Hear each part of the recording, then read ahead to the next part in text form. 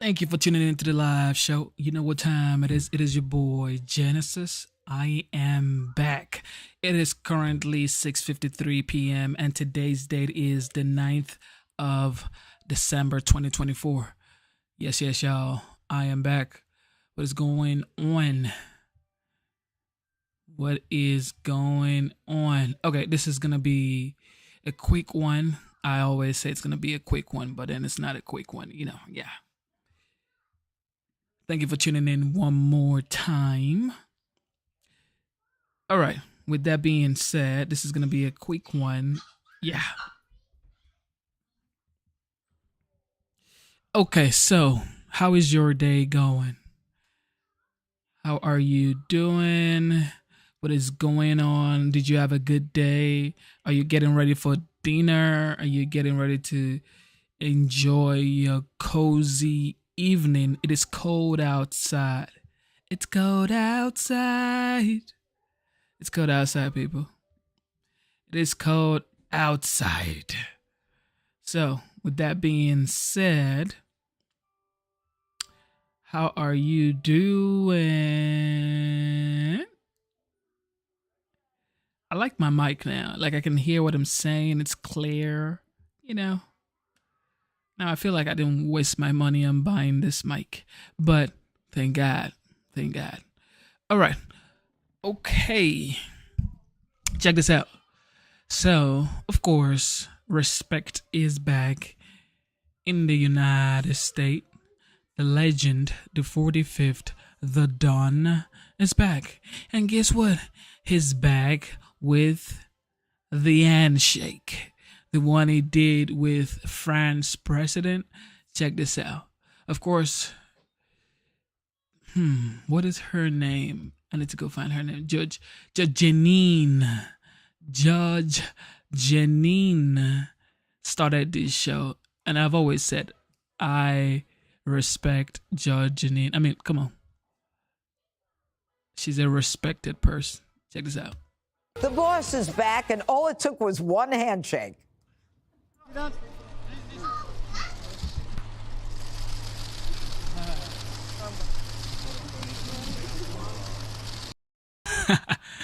Oh, God. Look at that shake, people. Of course, Judge Jennings, so beautiful. Look at her. Check this out.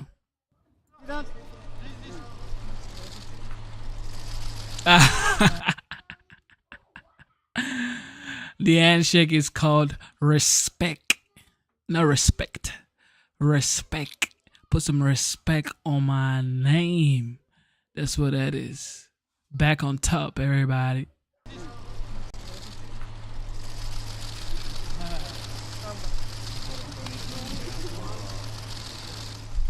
Okay. Donald Trump giving a firm but powerful handshake to French President Emmanuel Macron while attending the Notre Dame Cathedral reopening in Paris. World leader after world leader were lining up to greet the president-elect on his first trip since the election. Trump meeting with Ukrainian President Zelensky and Prince William. Even the First Lady was charmed, Dr. Jill Biden appearing very friendly with President-elect Trump during the ceremony, despite her long history of making nasty remarks about him. As for why her husband Joe Biden wasn't there, well, it seems like the old man is checked out. A Democrat close to senior law. Oh, my God. These people are trolling Joe, man. They're trolling Joe way too much. Check this out, man. Despite her long history of making nasty remarks about him. As for why her husband Joe Biden wasn't there, well, it seems like the old man is checked out. A Democrat close to senior lawmakers telling Politico, quote, in conversations that I'm having, they don't even mention the president. It's kind of sad. It feels like Trump is president already. All right, Jesse, I'm going to start with you. I mean, this guy, he's been on another level. He's been commanding respect. Respect, you have to earn it. And I think just looking back and forth all through from 2016 to 2021, Trump commanded respect. And that's what he's getting in return right now. Nobody wants to smoke with him. So, what's with the handshake? Is it a power move? Oh, it's a power move, all right, Judge. What is it? What is I've it been mean? the victim of the power move. When he grabs you and he pulls you in all of a sudden if you don't realize it. It's symbolic because it shows he's in control. And America is in control. I mean, you look at France, they're throwing up tariffs against California wine. They're not really paying their fair share of NATO. We protect them. They're suing the bejesus out of Google. It's time for America to assert a little bit of power, and it's fun to watch. I liked what he said about Prince William. He goes, he's better looking in person. Now, as someone who's been the victim of that compliment many times, it's obviously in the royal family's head now. People say that, Jesse, you look so skinny in person. Thank you? What do I look like on television? I hate when people say that, so maybe Trump had a reason for saying that. Maybe he's going to deport his brother, too. It's good that the president is demanding respect because Biden didn't demand respect. Remember, Biden's getting lost in jungles. He's falling asleep. He's pardoning his son. They rolled out the red carpet for a sitting president. And he might as well be the sitting president because he's dictating trade and immigration terms. He's taking meetings with CEOs and world leaders. This guy is running things, and he's not even there yet. I heard he wanted to light the White House Christmas tree, Dana. All right, I'll go to Dana with that. You know, Dana, Biden has 42 days left, and they're pushing him to do all kinds of things like executive orders to stop Trump, give more money to Ukraine. Now we hear the FDA is going to make a move real fast to get rid of the... Shout out to Leon, the color, Liam Miller. in Welcome to the candies live because show. It's got some kind of pesticide or something in it. Should Biden help his party, or do you think he's angry and he ought to just say, well, you've been blaming me for the loss, to hell with you? I think it's fascinating that basically it's Jesus take the wheel. There is nobody in charge. And don't take it from us. Look at all of the blind quotes from Democrats quoted all throughout the media today saying, what is he doing? He's just frittering away the last 6 weeks. Yes, they're doing, one of the things they're doing that's really bad is they're shoveling out as much of that green energy project stuff as they can. And Jesse, you could do a little investigation as to who got rich out of that, because that is a huge problem. It is incredible. She said, Jesse, you could do some little investigation about who got rich out of that. Jesse said, They are so cool up here, bro. To see how Biden ran in 2020 saying, world leaders love me, and they mock Trump behind his back. To world leaders saying, we don't even want to talk about Joe Biden. All we want to do is meet with President Trump. But they also are doing this for their own benefit, okay? Because they know there's a new sheriff in town, but in their own countries, this strain of populism and frustration with migration, godly. What is going on here? Is it like he doesn't know where it's going? Look. Their own benefit, okay? Because they know there's a new sheriff in town, but in their own countries, this strain of populism and frustration with migration, especially in Western Europe, is leading governments to be toppled. And they realize that, so they're trying to get on board. She's so right about that. I mean, a lot of these leaders obviously they realize that Trump has the power, but they also, they understand that it's probably a good thing for them in their own country. But what about Jill and Trump? So Jill, she's smiling Trump at him. is She and her sweeping husband called everybody him off their Hitler feet, forever, including and Jill how horrible Biden. he was. Hey. And then Donald Trump is such a genius. He turns around and he basically says, with his new cologne, even your enemies can't resist. So he turns it into a commercial. Right. I'm surprised he didn't say, show in the picture, have him on one of the Trump watches at the same time. But they hit it off. They seem to be charmed, and they contrasted that with the Vice President Kamala Harris, Vice President for now, but she's invisible. They seem to be an icy stare between them, and they never got along. And I guess she still holds some resentment for the fact that everybody stabbed her husband in the back, and then she filled the void. But I'm struck by a couple of things. Number one, it's not that Trump was winning and it looks like he's going to win. He's won, so they know he's coming, and they know exactly what to expect. And I think two things are happening. Number one, They know what to expect. And number two is they were so dismissive in the beginning. Remember John Kerry in France saying, don't worry, we're going to impeach him anyway. It wasn't really an election. Vladimir Putin got him the win. So the whole world was like, who is this guy? America doesn't like him. They don't accept him. There's controversy with his victory. Now that he's left and sees who replaced him, they're saying, I miss the other guy. And a lot of his ideas were right about NATO paying the fair share, about trying to get the Abrahams going in the Middle East. And I thought it was very candid of him to say, with Macron in his version of the Oval Office, the world's a mess right now. He's like, your government collapsed. Germany's a mess. Look at the Middle East. Bashar Assad's hanging out in Moscow with Edward Snowden. And now who's running that country? So all hell's breaking loose. Trump, look, this guy right here is just on another level, guys. Look at him. It's like, you ain't going to shake me into oblivion. Like, check this out. Look at the Middle East. Bashar Assad's hanging out in Moscow with Edward Snowden. And now who's running that country? So all hell's breaking loose. And by the way, Iran's never been more vulnerable. So when Trump takes over, Trump is in an interesting spot now. He's got it's almost like preseason. You get to plan exactly what you're going to do when you take over. So I'm finding it fascinating. And the other thing is I love is Trump's demeanor. He looks so confident but not cocky. He looks in control, taking it all in. Yo, adults are back in the White House by January 20. The grown-ups responsible with a good head on their shoulders, they're back.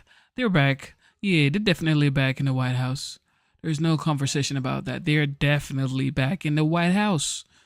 Shout out to the legendary, the Don, the 45th, now the 47th president-elect. Take a look at the handshake one more time, man. To do when you take over. So I'm finding it fascinating. And the other thing is I love is Trump's demeanor. He looks so confident but not cocky. He looks in control, taking it all in. This week, welcome Jeff Bezos to Mar-a-Lago. Everyone's coming to him. Things are coming around. They want him seeing fixing. Everybody wants to kiss the ring. These people were the same ones saying, I think Kamala is a good choice. Trump ain't all that. He's not really good with the economy. The economy isn't going to thrive with him. Now everybody's kissing the ring, going all the way to Mar-a-Lago, trying to book an appointment. He's not even the president yet. Almighty, whatever says, who of course we know what you're talking about. Who the F cares about handshakes? Of the world. The world cares about handshake, Brody. Handshake shows how macho you are, my bro. Check this out.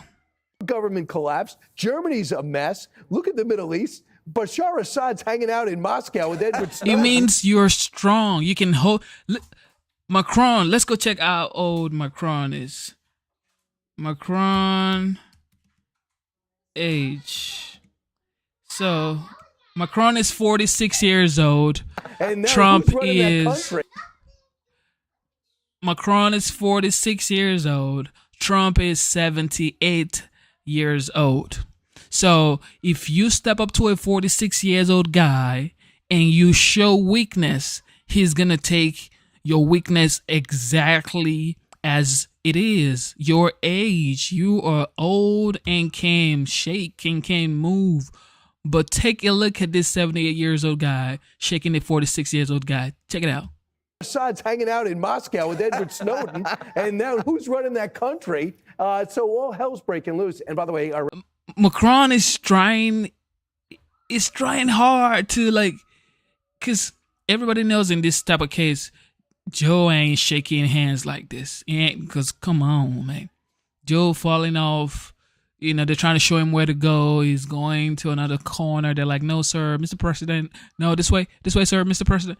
But take a look at this macho right here. Iran's never been more vulnerable. So when Trump takes over, Trump is in an interesting spot now. He's got it's almost like it shows preseason. strength. You get to plan exactly what you're going to do when you take over. So I'm finding it fascinating. And the other thing is I love is Trump's demeanor. He looks so confident but not cocky. Look at that. That's a 78 years old guy shaking a 46 years old guy with that much power. Meaning you So ain't I'm gonna finding it play fascinating. around. And the Don't other thing even is I love bother. is Trump's Look at demeanor. that. Oh, He's so man. he looks I'm so happy this confident, is but the not president of the cocky. United He States. looks in control, taking it all in. This week, welcome Jeff Bezos to Mar-a-Lago. Everyone's coming to him. Things are coming around. They want him seen fixing things. Yeah, Bezos, Zuckerberg, Trudeau comes running from Canada. But, we're seeing now what a real president does in terms of the time and the energy. I mean, our president goes to a G7 or a summit of some sort. He can't even show up for dinner. He's so tired. This is good. This is the beginning where we all have to get ourselves exercise to keep up. Can I talk? Yeah. So, see, Do you agree with that, or you think Joe Biden was really on top of his game? I think this is what happens when you have a new president come in from this standpoint. For the world to see Joe Biden and President Trump have that kind of interaction, It's good. when the world knows the kinds of things that were said about one another by each of them, for the world to even see when Donald Trump succeeded Barack Obama with the exchanges that the two of them had, and that we have this peaceful exchange of power, I think it's just a continuation from the day when Joe Biden and Donald Trump met in the Oval Office, and it was as peaceful and as compelling a meeting as one would want in their presidents, too. I'm rooting, I hope every American is rooting for President Trump at this very moment, and we'll be able to continue rooting for him. We have a messy world. I would argue that Joe Biden, as we sit here today from 4 years ago, Ukraine is stronger, Russia is weaker, Iran is weaker because Ukraine is stronger? than 4 years ago, absolutely. Than 2 years ago before they were invaded. The day they were invaded, I recall coming on this show and we thought that they would fall within 2 weeks. This is not a statement about rooting for or against anyone. I'm only saying President Trump, the world views him in a certain way. And the world views him and respects him in ways, which I think your question was trying to get at, Judge, in ways that they didn't with President Biden. Having said that, I'm rooting for him because I want the country to do well. I don't think he undermined President Biden by being in Paris. I think Mrs. Biden being there and their daughter being there was a wonderful thing. And I'm glad to hear that Prince William's better looking in person than he is there. I've had a few say that as well, Jesse. No. But the bottom line is we need allies as we try to counter North Korea and Iran and Russia and China. And there's no one that knows it better than President Trump. And I'm rooting for him in that way. Exactly. This is what I like about a rational man. Even though you don't agree with everything he's saying, but you can say that when it comes to strength, there's nobody close. Nobody's close to this guy. He shows power. He shows strength. Just from the handshake, this ain't no joke. We ain't playing around. That's what that means. Now, on the other hand, let me show you a contrast. We're gonna contrast Joe. Joe was in Angola. We're gonna go to Joe in Angola, and then y'all are gonna see what I'm talking about. All right, Joe in Angola.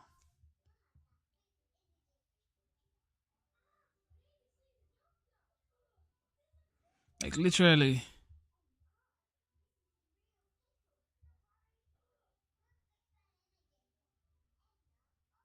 Check this out.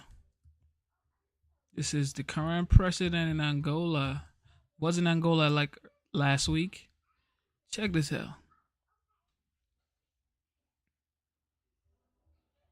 This is pop Joe up this right live image right here as Joe we right have here. been over in Angola. We've seen the trip from President Biden. He is there meeting with some of the officials in that location. He spoke maybe about 30 minutes ago and broke down a little bit more about the investments that were being made in that area. And right now he is taking part in a meeting here with, again, some of the other officials in that location. Not sure. It looks like there might be audio, so let's pop it up to see if we can hear anything. Aiming at aligning this project with national priorities and other bilateral and regional commitments. In closing, allow me to reiterate Tanzania's commitment to regional integration and shared prosperity. We note the progress made on the development of the Lobito Corridor and commend the visionary leadership that has brought this initiative to life. I mean, dear And it is Lord. through such partnerships and innovations that Africa's Agenda 2063 will be realized. I thank you. Thank you, Mr. Vice President. I'd like to turn it over.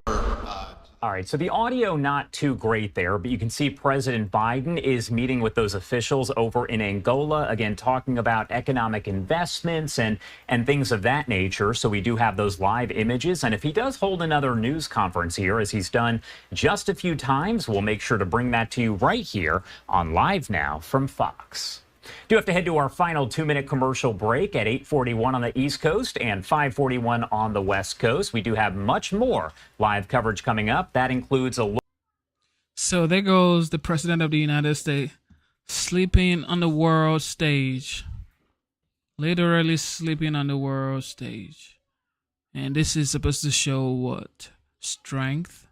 Nah, I don't think so. I don't think so. There's a lot, like they had to put him on, they had to show him where to go. I need to get that video. They had to literally show him how to, like, position this guy, where to go. Sir, this is where to go, sir. Sir, Mr. President, sir. You go this way, sir. And he's supposed to be the President of the United States. But that's what we got, guys. That's what we got. That's what we got. This is not strength on the world stage. It's not even close to strength on the world stage. So, you know, it is what it is. It is. I wish I could get that video. This guy they had to show him where to go. Come on.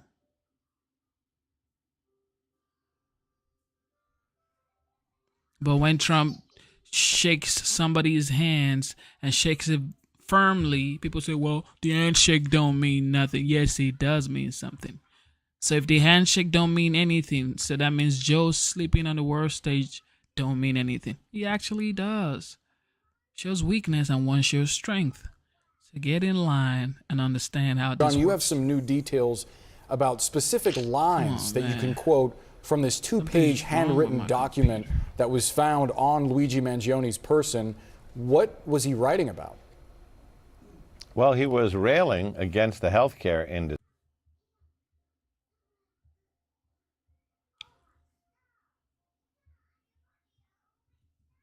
The boss is back, and all it took was one handshake.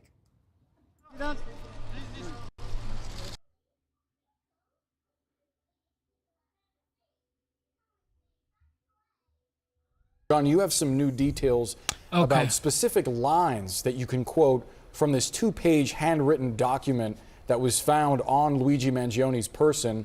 What was he writing about? This right here is concerning the guy who took down the United Healthcare CEO. And he's been found, guys. His name is Luigi, just like Mario. The guy, the game, Mario and Luigi, 2 brothers. So his name is Luigi, and here goes Luigi's story. Well, he was railing against the healthcare industry, which of course fits into the scenario here.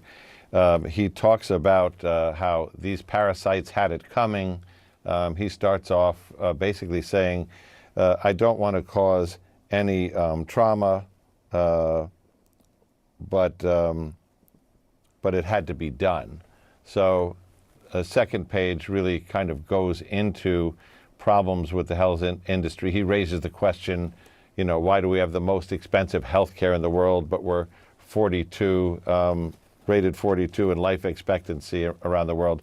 I can't vet his facts or findings there, but it was talking about the healthcare industry and the need for violence. I mean, especially when you talk about, you know, the opening. His name is Luigi. Let's go look it up. Luigi Mangione. Mangione.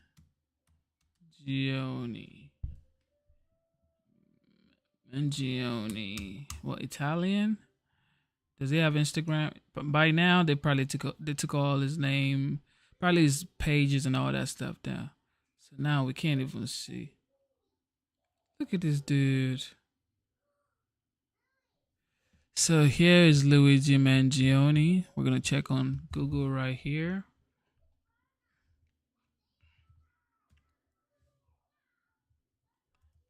Luigi.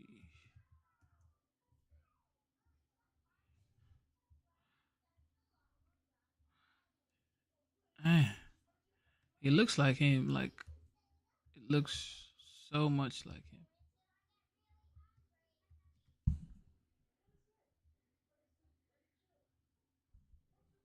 This is Luigi Mangione. Does look like him though. Check this out. I mean, that looks like him. Like, look at his smile.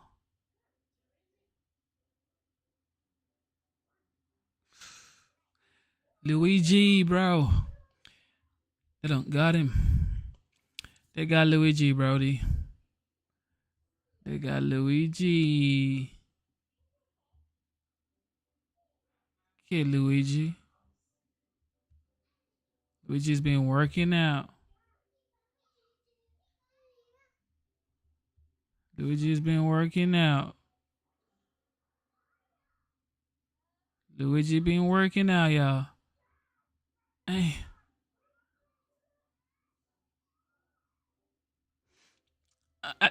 Yeah, this is the guy. Yeah, Luigi been working out. Probably been working out for this day. But yeah. That's Luigi. How old is he though? Here's his driver's license.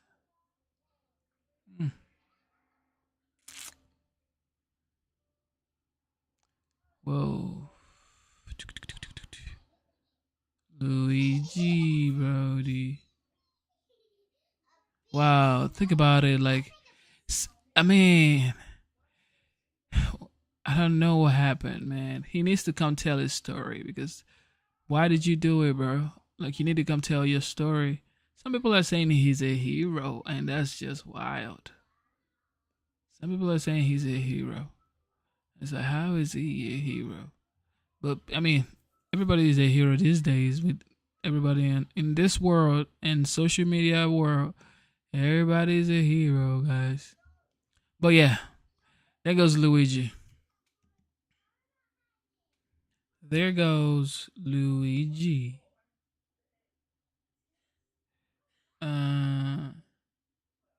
Somebody said it looks like a mask. So what? Somebody made a face mask for this guy? I mean, I don't get it.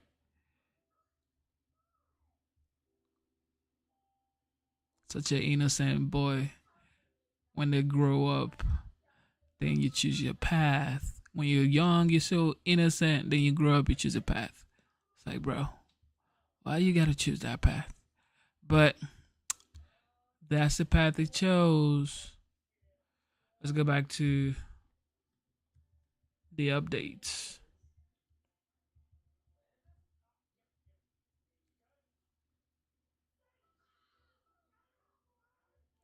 John, you have some new details about specific lines that you can quote from this 2-page handwritten document that was found on Luigi Mangione's person. What was he writing about? Well, he was railing against the healthcare industry, which of course fits into the scenario here. He talks about how these parasites had it coming. He starts off basically saying, I don't want to cause any trauma, but it had to be done. So a second page really kind of goes into problems with the health industry. He raises the question, you know, why do we have the most expensive healthcare in the world, but we're 42, rated 42 in life expectancy around the world?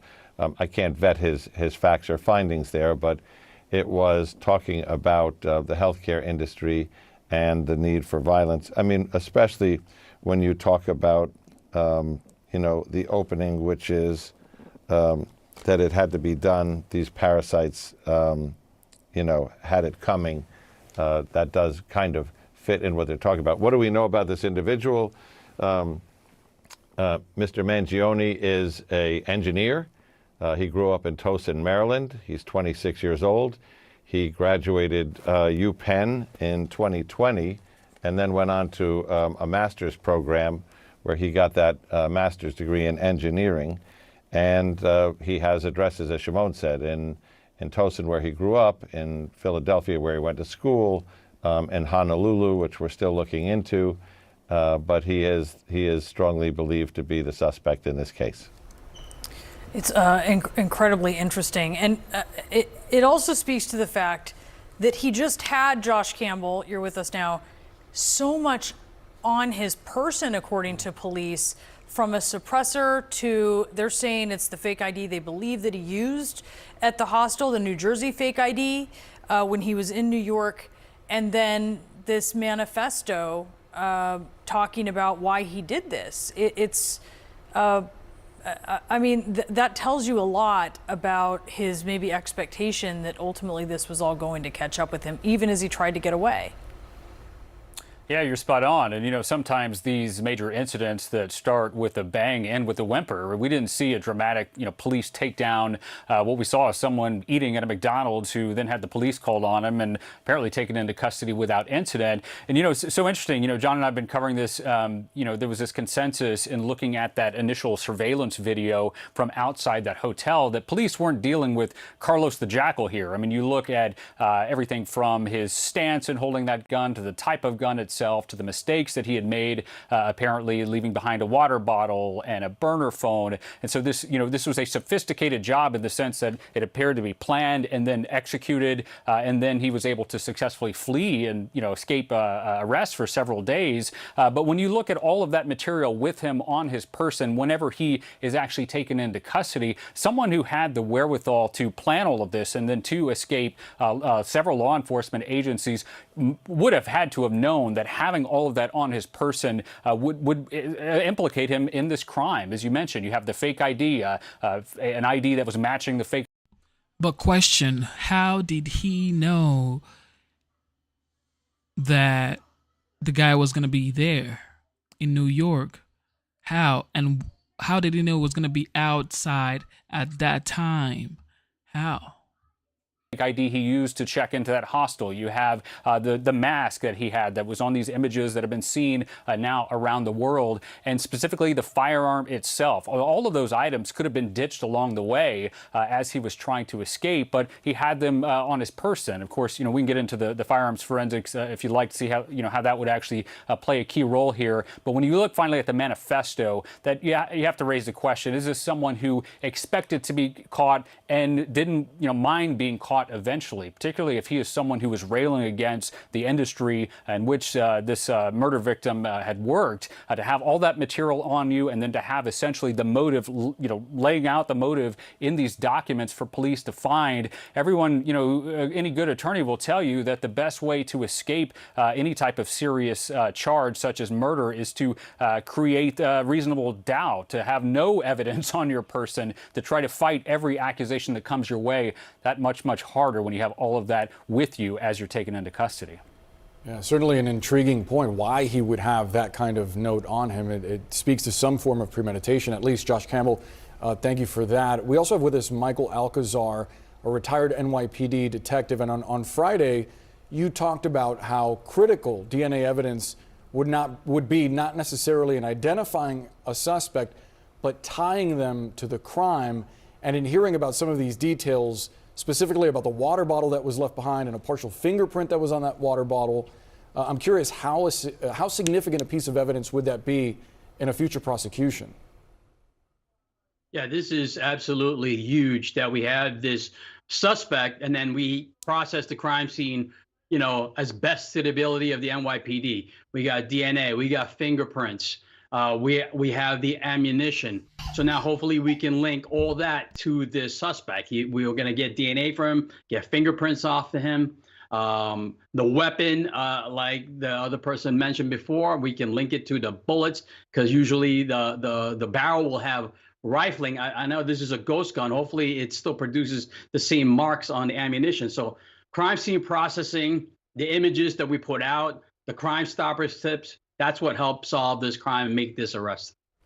And John Miller, back to you.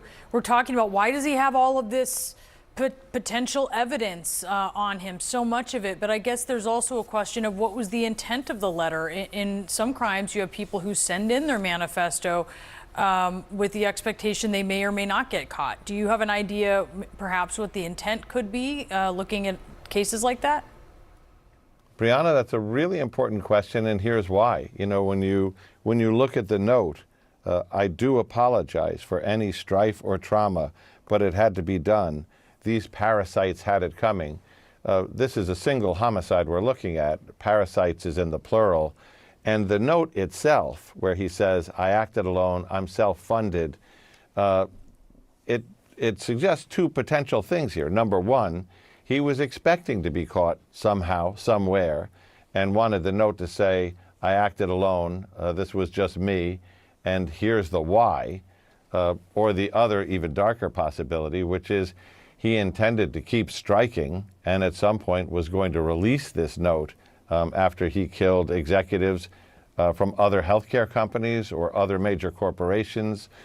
We've looked at some of his other writings going back to the past on his social media and things he's posted, and he does rail against corporate America, against profiteering, against taking advantage of the consumer, and he does talk about how protest is ineffective and that violence is the next step that has to be taken.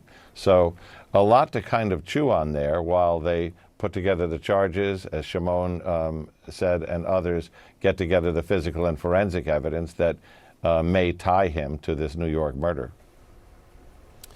Josh Campbell, back to you, because Michael brought up something I found interesting. Obviously, in a lot of cases, forensic experts will look at a firearm and doing an analysis of the sort of grooves that are on the bullet, the impression that is left on a bullet, and it helps to tie, obviously, guns to certain incidents. I wonder how that might change, given that this is a ghost gun that officials believe was potentially printed by a 3D printer.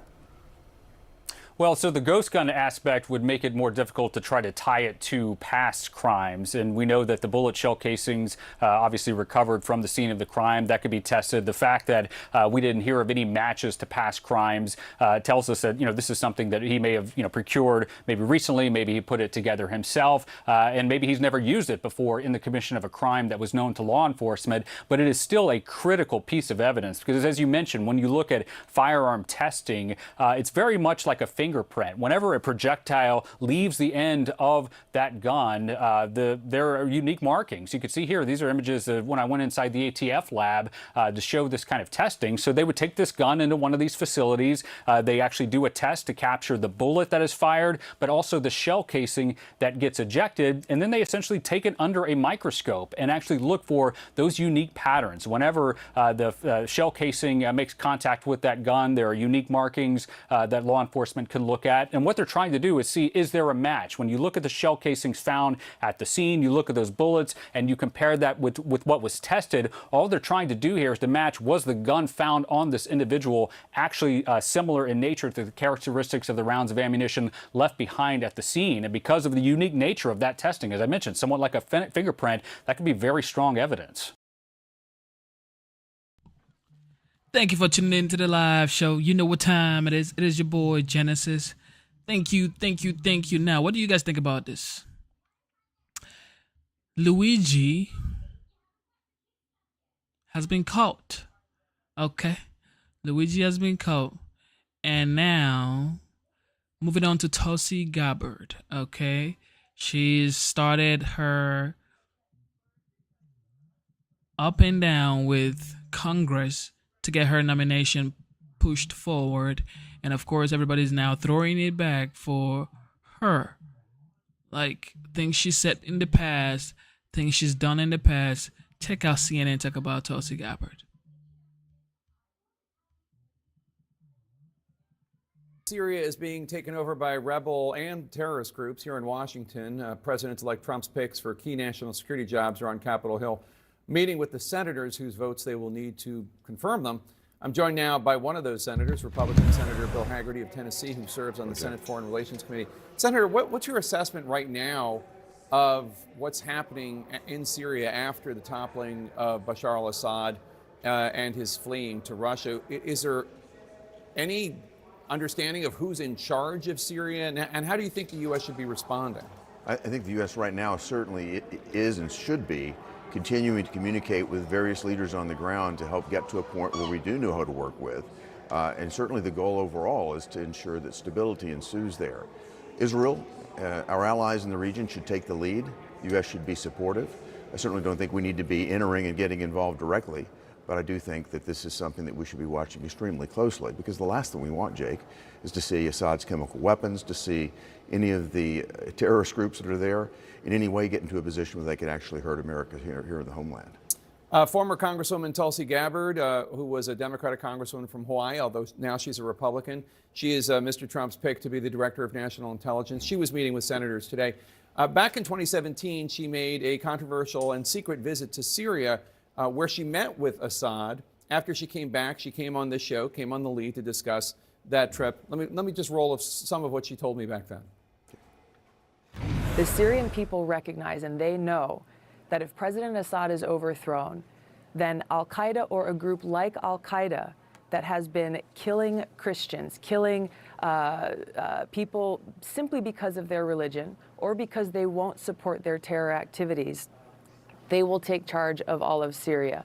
This is the reality that the people of Syria are facing on the ground and why they are pleading with us here in the United States to stop supporting these terrorist groups. Let the Syrian people themselves determine their future. Congresswoman Gabbard at the time also expressed skepticism that it was Assad who actually gassed his own people, which I think is the U.S. government is fairly certain what happened. Are you hearing any concerns from other Republican senators about Congresswoman Gabbard serving as DNI? Well, I certainly am aware of the discussions that you're talking about right now in terms of what she said back in 2017. But Congresswoman Gabbard is a decorated veteran. Has been a wonderful member of the military. President Trump has hired her for a very specific job. He's in the process of doing that. And she's actually raised questions with respect to the intelligence community, I think, that need to be asked, that need to be delivered upon. Also, Tulsi represents a broadening of the tent, if you will, bringing in people from a variety of backgrounds. President Trump won the election by broadening the tent. I'm pleased to see her do this, and I think she's going to move through the process.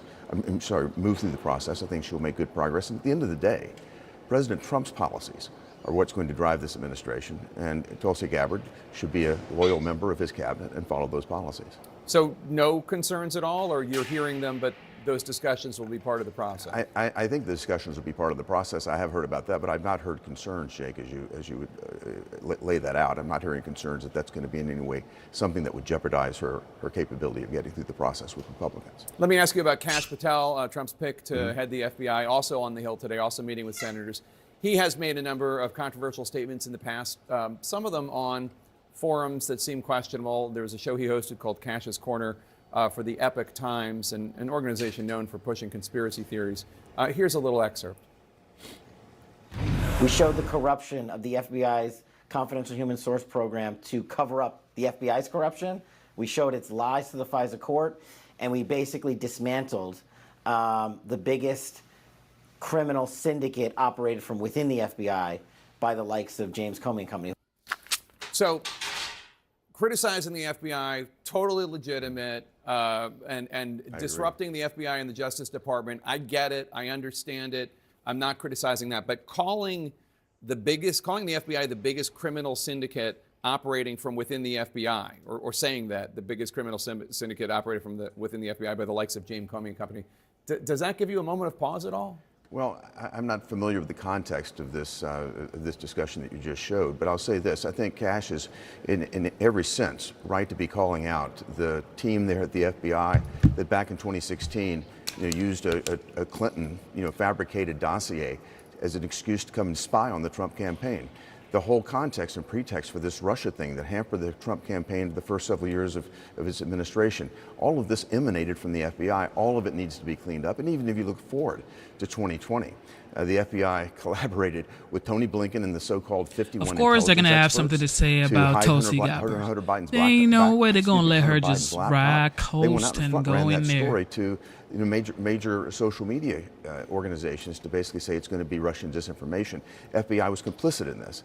There really is a lot that needs to be cleaned up, Jake, and Kash is very much focused on this. Senator, the Syrian people recognize and they know that if President Assad is overthrown, then al-Qaeda or a group like al-Qaeda that has been killing Christians, killing people simply because of their religion or because they won't support their terror activities, they will take charge of all of Syria. This is the reality that the people of Syria are facing on the ground and why they are pleading with us here in the United States to stop supporting these terrorist groups. Let the Syrian people themselves determine their future. Congresswoman Gabbard at the time also expressed. Okay, so she supported Assad. Okay, Tulsi, look. Here goes Tulsi today, okay? Tulsi Gabbard today. Here we go.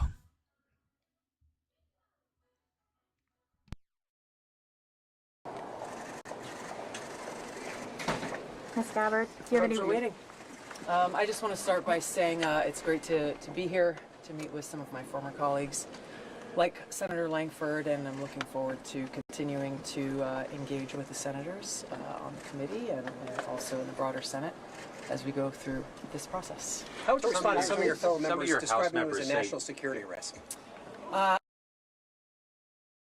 She looks like she's exhausted, sort of. But I guess, of course, she works out. She's a strong woman. She's been doing this a long time. This isn't the first time she's going to go through this. Well, she's never been on this level ever, but I mean, she's a veteran, 20 years in the military, so this shouldn't, I don't think this is going to, tire her out. I don't think so. I want to address the issue that's in the headlines right now. I stand in full support and wholeheartedly agree with the statements that President Trump has made over these last few days with regards to the developments in Syria.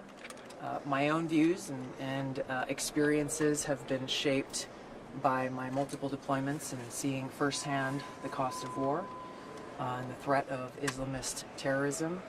It's one of the many reasons why I appreciate President Trump's leadership and his election, where he is fully committed, as he has said over and over, to bringing about an end to wars, demonstrating peace through strength, and putting the national security interests and the safety, security, and freedom of the American people first and foremost. What's your relationship with Assad? Meeting in Syria, Congresswoman? What about your relationship with Assad?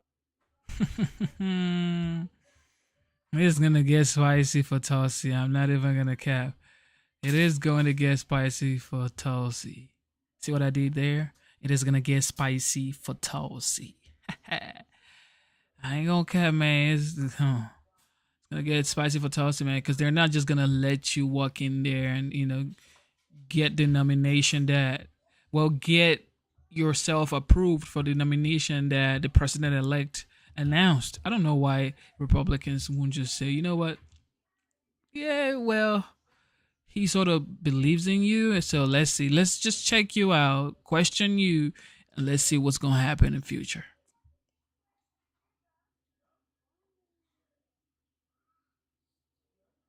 Can you shed some light on your conversation with Johnny Ernst?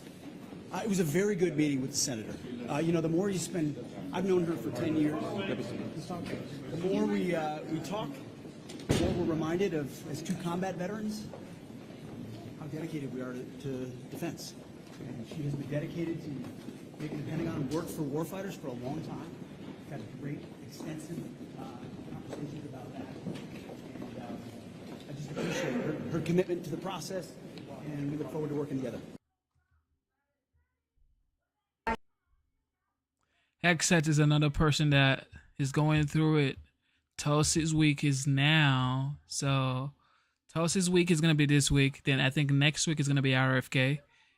It's getting spicy, man. It's getting spicy. I believe Pete is going to keep fighting. He's been fighting, and it's looking like he may actually get through. You know, it's whoever is willing to fight the hardest that wins this types of battles. But if you don't fight, then I am supporting him through this process, and I'll just refer you back to the statement. You could change your mind? It was a very productive meeting, though. I think we're just moving through the process. But he does respect that I'm taking the time. Did you talk about the allegations too? Did you talk about the allegations as well, Senator? He's most likely going to get appointed. Shout out to Pete Hegseth, man. Good morning, everyone. Here we stand once again in front of this unjust system. I stood here 10 years ago because Danielle Penny has been acquitted in New York. And of course, Jordan Neely's family are out here looking for justice. And what would justice be for them? Meaning they want Danielle Penny found guilty, according to Jordan Neely's family. But I don't know who this is. Let's listen. they did not give justice to my son with the chokehold. I fought hard to get the anti-chokehold bill passed, which did pass. But it shouldn't only be for police officers, it should be for civilians also. No one deserves to be choked to death. And you know, we're in that courtroom and people are cheering for the verdict. They made the loudest noise. The judge did nothing. But when his father spoke out, they put him out the courtroom. Is that justice? Or what? We can't allow this to keep going on. We have to fight this system. That's what I had to do. I had to fight to get the little justice that I got. I got one police officer fired. There's more that need to be fired. But I tell this family, do not give up. Because that's what they want you to do. They want to discourage you. Just like they tried to discourage me. But 10 years later, I'm still fighting. And I'm not only fighting for myself, I'm fighting for families like yourself. That's why I have to come out when this injustice is done. If this had been the other way, if your family had murdered this so-called innocent guy now, it would have been a different story. He would have been in jail or would have never came out. But they don't do the same to us. It's two justice systems. You know that. And we have to stop this. And the only way that we can stop it is to stand together. Those of us who are against what happened, we have to speak up. We can't treat this just like another news story, not another press conference. We have to speak out, speak up, and stand up. So I just say today, we did not get justice once again. And I am saddened. I am truly saddened by this situation because it keeps on happening and no one is standing accountable for their actions. So that means that any civilian could get on the train if they feel threatened and they could choke someone out and they're going to get found not guilty, just like today. This sets a precedent. And we can't let this happen. If the police can't do it, the civilians can't do it either. And I just want you to stand with this family. This family needs you right now. Right on.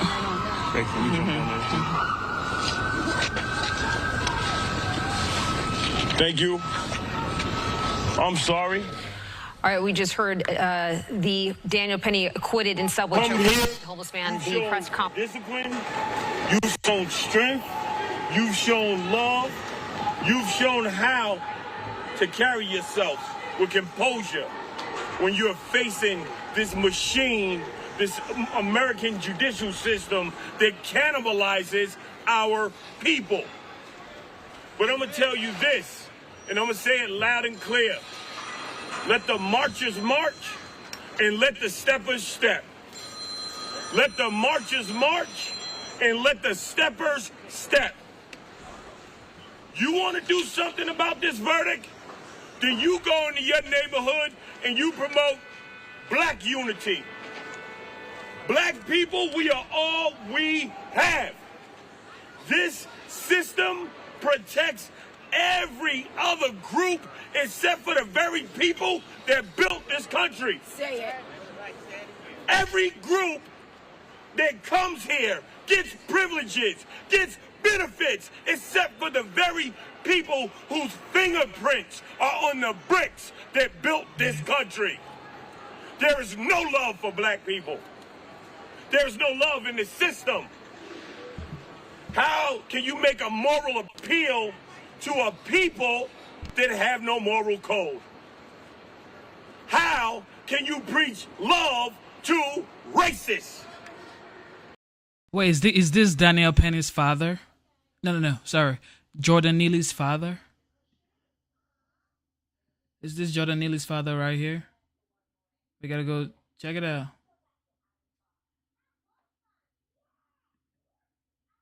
Is this Jordan Neely's father? If this is Jordan Neely's father, man, bro. Man. If this is Jordan Neely's father, man, he needs to take some responsibilities as well. Because there ain't no way, bro. There's just no way. Okay. That your son would be homeless on the subway and then you come screaming like this. Hey, he said, come on. There's no way. That got Dr. King killed. How can you promote love to a nation that is built on theft and genocide? That's right. What we preach is unity, black unity. Stop begging this system to justify our lives. Stop begging this system for justice. When things happen to you, you step up and defend yourself.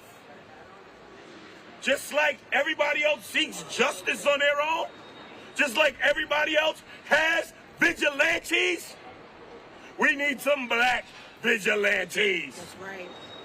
People want to jump up and choke us and kill us for being loud. How about we do the same when they attempt to oppress us? Right. I'm tired. Okay. Yeah, okay. Okay. I don't know, man. Now it's becoming 2020 all over again. It's becoming 2020 all over again, trying to stir up the pot. Look. We're not going to support. We're never going to support violence. I can never ever support violence. I don't even support violence abroad, so I can never support violence in the United States. That's like total BS. I get his pain. He's going through everything right now. Probably this is his dad, I don't know, but whoever this is probably somebody close to the family. But the family needs to take some sort of responsibility for this guy. Okay, you need to take some responsibility for this guy. And like I said, look, I think Daniel Penny should have been fined, but according to the people there, they said this guy was threatening people on the train, and Daniel Penny said he felt threatened and he had to fight for himself or whatever. However, it was 3-on-1. I saw it. I saw the picture. I showed you guys, and I didn't buy it. Okay, I just didn't buy it. And people call him a hero. Some people say he needed a Congressional Medal of Honor or some BS like that. Nope. He needs to be fined, heavy fine. But all of this narrative of, racial situation, I don't know. Look, everybody thinks what they think, but I don't want this type of stuff to go on. Tired. I know you're looking for us to be like, oh, go and march. No. This weekend, I want you to hold a community event everywhere from the Bronx to Houston to Seattle to Florida. Black people hold community events and talk about what you need. and talk about how to fix your issues. If the black politicians come, don't let them in. If they come, do not let them come and take over your fight for justice. Why? Because out of all the black politicians who said something about this initially, none of them came to court. I'm sick of these people playing with our lives. Well, I don't know. I don't know, Pops. I don't know. That's all I'm going to say. I don't know, Pops.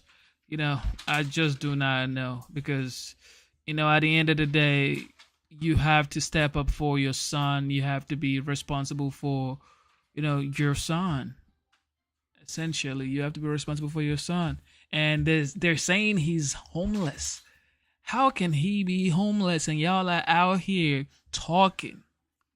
You cannot allow your son be homeless and you're here talking. Nah, that ain't gonna work. That's not gonna work. That's not gonna work.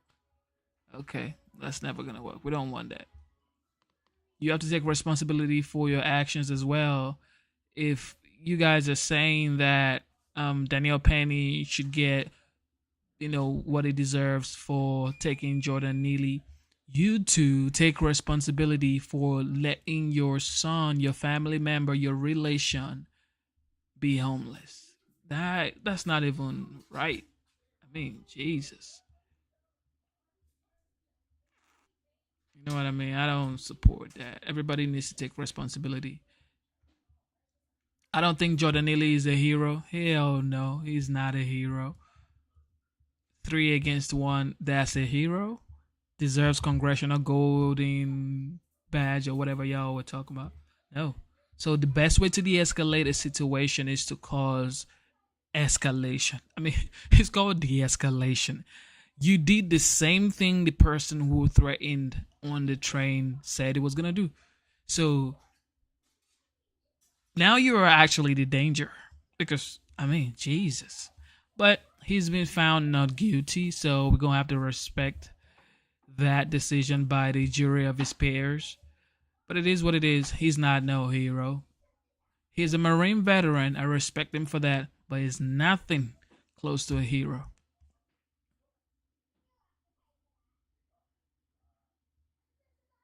We're devastated, upset, angry, hurt. Over and over again, we keep coming to the system, asking the system to let us know that our lives have value. Just like everybody else has vigilantes, we need some black vigilantes. That's right. People want to jump up and choke us and kill us for being loud. How about we do the same? That was a lawyer for Jordan Neely's family, followed by a founder of Black Lives Matter New York. Breaking today, a jury has found retired Marine Daniel Penny not guilty of negligent homicide in the death of Neely on a New York City subway last year. Judge Jeanine Pirro has jumped in the chair for us to react, co-host of The Five. Judge, welcome. You have been on every minute of this trial. Yeah. What are your initial thoughts and reaction? Well, my initial thoughts were when they said that they had a verdict, I said, oh my gosh, this is too soon. They were conflicted on the man too. They couldn't reach an agreement. And then all of a sudden I found out it was not guilty, which tells me that, you know, whatever questions they had on Friday, they resolved. And look, New York needed this and America needed this. People need to be able in a society where we readily admit that we don't have the police that we need, that they've been defunded, they are not everywhere, they're certainly not in the subway. And if someone comes in the subway and says, I'm going to kill an MF-er today, and I don't care if I go to jail for the rest of my life, and people are so petrified that they feel like they're going to pass out, or they hide their head, or a woman takes a carriage to bring her baby closer to her, you hope that you've got Danny Penny on that subway car to protect you. And you know, I'm really outraged at these people who are saying, we need someone back. How about we do some vigilantism? You know what? Where were you when Jordan Neely was on the list of 50 of the most needy, homeless and mentally ill people in New York City, a city of 8 million people? This guy had open warrants for assaulting people on the subway. He had 42 arrests in 7 years. Where were you? And let's not kid ourselves. The guy was 30 years old. He was 6'2". He was taller than Danny Penny. He was crouched, threatening to kill on a moving, locked subway car underground. What are you supposed to do? Just let him attack people? Yeah. And in the end, Danny Penny did not believe that he had used deadly physical force. He held him until the police came. Perhaps that's why this is so important. This is a Black Lives Matter activist slamming the white jury in this Penny case. And I want to get your thoughts out of it. Listen. Forgive me for being jaded and cynical, but once we saw those non-white jurors, we knew that this case was over. Luckily for Daniel Penny, his skin was not like... Wait. Here we go. Racial situation. So are you trying to tell me that it was all Caucasians on the jury? It was all Caucasian on the jury? Nah, that ain't gonna work. Jordans. These wonderful white people, I hope they celebrate their Christmas while the Neely family is praying and asking God for comfort. You know, I'll tell you, right off the bat, what she said 9. I mean, there were black, there were Hispanics on the jury. But maybe the better question is, why did Danny Penny make a decision to protect the African Americans on that subway car, the Hispanics on the subway car? Why did they jump in to hold Jordan Neely down? Because they felt that he was a danger. She's got it backwards. It's about time that instead of denigrating a Good Samaritan, we thank God and hope that there's a Danny Penny on a subway car. Oh, no. Hell no. I don't wish there's no Danielle Penny on the subway. How many people are going to go to heaven if there's a Danielle Penny on the subway? Every week. Matter of fact, every day, if there's a Danielle Penny on the subway, y'all better get ready. When we're on it, confronted with deadly physical force, imminent deadly physical force. Yeah, I mean, at this in this particular case, implications for how this will be handled in the future, especially in a very dangerous, crime-ridden New York City, where people are very scared to get on those train cars. Well, do you remember they had AR-15s? They had the National Guard down there. Absolutely. Dangerous. Still see it every day when some of us go down there. Judge, the latest on this suspect on the run in the case of the murder right here in Midtown Manhattan of this healthcare CEO. We are told that they've got this guy. They're questioning him. It's about 270 miles from where we're sitting right now and about equal distance from where he murdered that healthcare CEO outside the Hilton here in Midtown Manhattan. Your thoughts as we learn more and see these brand new pictures, which as you were sitting down, we discussed. Some of these pictures, this looks like a completely different person. Is this the person? Look, when you've got experts and facial recognition people and they say it's the same person, I agree. Yeah. Okay, it's not up to me as a layperson to make the assessment that an expert can. But you know, the hairs on the back of my neck went up when they said that they found this person of interest in Pennsylvania. We were looking for Robert Durst, the serial murderer, and we found him in Pennsylvania. But I think that when you've got state, local, federal, NYPD is the best law enforcement agency in the country. I've always said that. But working together, they're going to find the guy. There is no question about it. They probably know who he is, and they're not going to do it and make the arrest until they've got everything they need. It has the markings of this particular suspect, of somebody who wanted to leave a trail. You look at the markings on the shell casings. You look at what was left in this backpack that allegedly belongs to this person. Any of that send a message to you? Oh, it absolutely does. There's a game going on here. I think that there is an undercurrent of something else, and I don't want to say yet, but I've got people who've contacted me and said there's more to this than you think. But then you've got this young guy who was dumb enough to flirt with a girl at the hostel and take his mask down. Right. I mean, that's like an amateur. And stop at a Starbucks and a McDonald's and all these other places. Judge, thank you for all of your coverage of the Daniel Penny trial as well. Thank God. Many days outside of that courthouse here in New York City. Thank you. All right, John. Look, I'm glad they found the gunman for the United Healthcare situation, but Danielle Penny, check this video out. I'm gonna play y'all another video, okay? I'll play you another video. Check this out. Danielle is celebrating with a glass.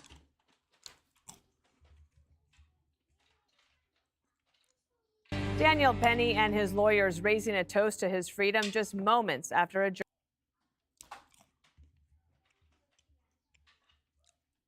The hero. Take a look at the hero, guys. Hero. Shout out to the hero, Daniel Penny. Right? Hero. jury in Manhattan found the Marine veteran not guilty of criminally negligent homicide in the chokehold death of Jordan Neely on a crowded subway. The verdict causing the courtroom to erupt in claps from Penny's defense, as well as threats on Penny's life from Black Lives Matter leaders who just days ago promised riots if Penny was acquitted. Everybody else has vigilantes. We need some black vigilantes. That's right. People want to jump up and choke us and kill us for being loud. How about we do the same when they attempt to oppress us? The only crime that Jordan Neely was guilty of. That's BS. What he said was BS.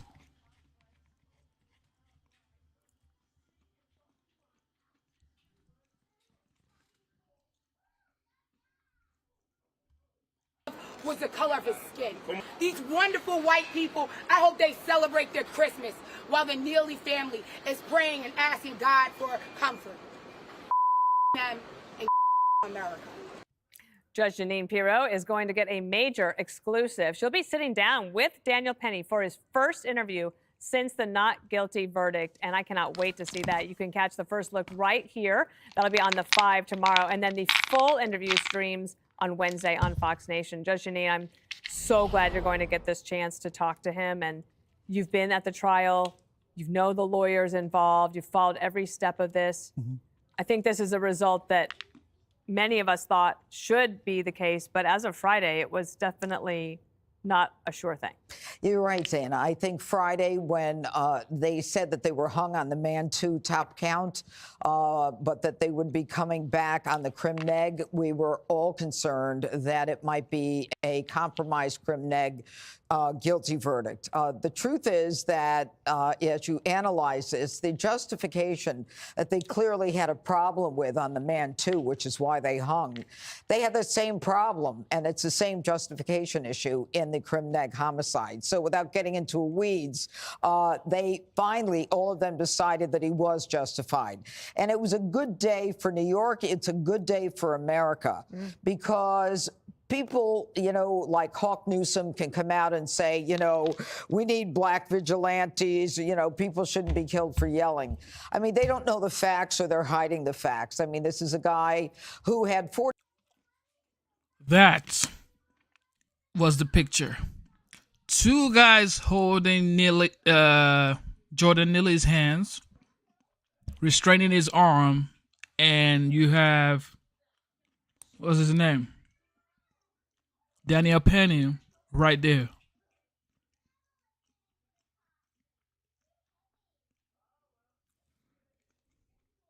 So if Penny is a hero, what would you call the 2 guys holding and restraining Jordan Neely? They all deserve a golden chain. Okay? Congressional Golden Medal. Every one of them deserves it. 3 of them, not just Jordan Neely, not just Daniel Penny, because y'all are saying Daniel Penny is a hero. What about the 2 guys? Do you even know their names? You don't. Y'all are just far, far right. I don't care about far, far right, okay? Y'all want to be far, far right, same as the far, far left. This is total BS. 42 arrests in a 7-year period. It was on a list of the top 50 homeless, mentally ill people who needed his help in New York, in a city of 8 million. And he had open warrants for assaulting women on the subway. He fractured a 68-year-old woman's orbital bone. Bottom line is this. Good Samaritans can act now to protect themselves and others. And I think that across the country, Americans feel that we're back to law and order. Because as a result of defund the police movement, Judge Janine, I love you. Like, I love you. Like, I've always loved you. Since the first day that I heard you, I've always loved you. But this, America is back to law and order for this. Come on, man. Come on. Okay? Like, when wrong is wrong, okay? No matter who does it, wrong is wrong, all right? Like I said, should he go to jail? Absolutely not. But pay a fine. He needs to pay a fine, bro. So what? The next time somebody yells in the subway, you just choke them? Look, I'm done with y'all. Movement. We don't have the police officers in the subway or in places where we need them. And we've got to have people like Daniel Penny who will stand up for the rest of us. Daniel Penny, who for the last year and a half went through hell. He faced imprisonment by, as far as I'm concerned, a corrupt political prosecutor, a medical examiner who wouldn't even wait for the test results. I wouldn't tolerate that as my medical examiner when I was DA. Just said, we don't care how much drugs he had in him. This is a strangulation without all the attendant injuries that I won't waste your time with here. Daniel Penny, however, does face civil charges going forward. But tomorrow and today, when I spoke to his lawyers and to him, they are trying to celebrate and kind of take in the fact that the justice system worked for them. And his life, he's 27 years old. 26, turned 26. So his life has really been on hold ever since he stepped in, Harold. How do you rate this result? Well, first, good to be with everybody. Today was a day in which our justice system delivered a verdict. It was a verdict that I wanted. I did not want to see Daniel Penny convicted of even what was dismissed by the judge, which was a curious decision by the judge. I would agree. The judge in this case, I would agree with Judge Janine. I think one of the focuses today, and I think Mayor Adams said it well a day or two ago, or maybe a few days ago now, when he said, we've got to figure out how we deal with the mentally ill in our community and in our country. I think those who are protesting today have every right to. I disagree with them. I don't think this was a racial issue at all. I think people are too quick to see race when race is the only thing staring you in the face and you don't think about the issues. I think had Jordan Neely been white, and obviously Daniel Penny is white, it's unclear to me that any of those people would be out there complaining today. That would be consistent if they believe that mentally ill people are being discriminated against, and perhaps they are. And what we need to do is figure out ways in which to have a smarter coordination of resources and efforts to try to be helpful, and to perhaps spend more resources if we have to. But I am an American and a New Yorker who is pleased that Daniel Penny is walking free today. There almost seems, Jesse, to be a little bit of frustration from some in the media that there aren't more riots and angst over this verdict. There used to be, years ago, 5, 6, 7 years ago, we would expect riots. Those days are long gone, hopefully. Finally, this guy, Alvin Bragg, can stop wasting our time and money. The one case, the political case, got tossed by a judge, and now this social justice case just got tossed by a jury. In both cases, he made up crimes. Daniel Penny was defending the public, and Donald Trump was defending his reputation. Thank God. Now, I think Donald Trump is probably going to find a good way to commemorate Penny. Maybe we'll see him walk out at the next UFC fight. Maybe he'll put him in the cabinet. I don't know. But this is the type of situation where you're going to see these two guys together very soon. Huge defeat for Soros for funding people like this. Huge defeat for these social justice prosecutions, for BLM. No one's rallying to their side. No one's going to riot for this. And just a great victory, as Judge Janine mentioned, for New York, for the criminal justice system here in New York, which has gotten battered, for America, for common sense. You can almost, when this thing hit, you're like, we're getting back to what made this country great. Things like this. And for a while, it wasn't like this, and now we're getting back. And I hate to say, how much I hate judges and how much I hate lawyers. But Judge Janine, this defense attorney, did an amazing job. Two of them. Two of these guys did an amazing job. And I never say this, but well done. Well done. Tom Caniff and Steve Razor. Before I ask Brian a final question, Judge, will any of the jurors do media interviews, or you don't know? I mean, it's possible. I don't know, but they certainly can do that if they want to. And I just want to add one thing, Dana, and it'll only take a second here. You remember some of the people holding Jordan Neely down were African American and Hispanic. Some of the people on the jury were African American and Hispanic.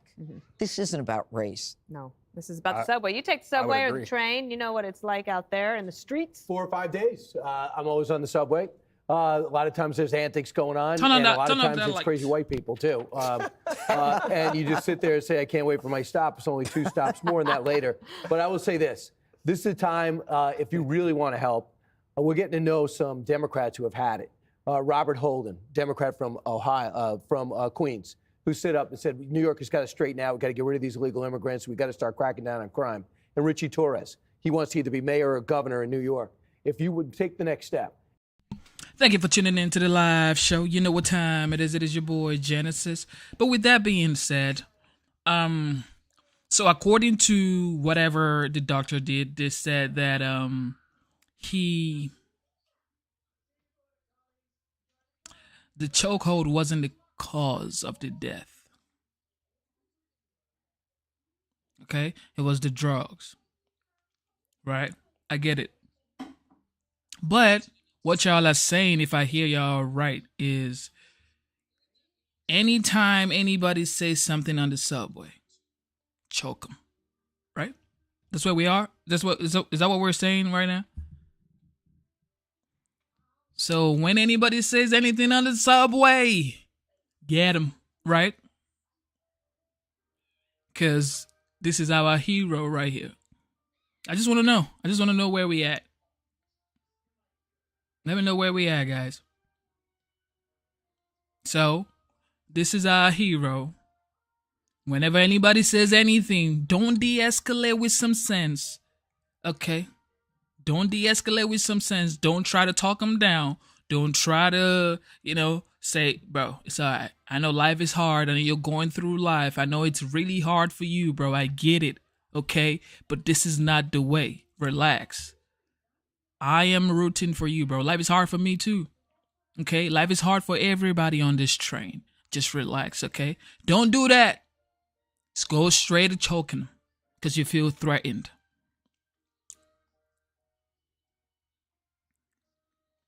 Everybody on the subway now that just are loud, say something stupid, you should go ahead on and choke them. I see. Great, guys. And say, I call on the governor to remove Alvin Bragg. I know he was elected to office, but he's been an embarrassment. He's wasting tons of money. Yeah. He's destroying the reputation of New York City. If you want to, said crime can't be helped in many cases, but it can be enforced and it can be stopped when it is enforced. And we're not seeing that. I think people are fed up. And I believe this is the beginning of the end of the woke DAs. Elon Musk is going to put some money into it, like George Soros did before. Y'all are going too far right these days. Like, come on. Thank God I'm not a Republican, because this right here ain't it. Yeah, I can't even, thank God I'm not a Republican, because what is this? Talking about Elon Musk is going to put money into it. Money into what? You better let that man take us to Mars, talking about put money into it. And now they want to compare him to Donald Trump. Listen to what Jesse talking about, right? Come on, Jesse. Come on, man. Years ago, 5, 6, 7 years ago, we would expect. Thank God riots. I'm an independent. Those days are long gone, hopefully. Finally, this guy, Alvin Bragg, can stop wasting our time and money. The one case, the political case, got tossed. And that's the thing, Joshua. That's the great thing right here. Majority of the chat disagrees with me. What am I supposed to do? Change my mind? No. Taking somebody else's life is not what I will stand for, regardless. BTK says you're going left. How? Because I'm not saying Daniel Penny should go to jail, because what Jordan Neely did was wrong as well. But just letting it slide. What? We're just gonna let it slide? Look at this idiot. SOS UNFB. Block your air real fast. Like, that's how I know you are so right. Now I'm the enemy. Now you want to get me choked out. Like, y'all are just... Now that one wants to choke me out because I'm saying my opinion. He wants to choke me out. And you're not far right. And I'm the far left.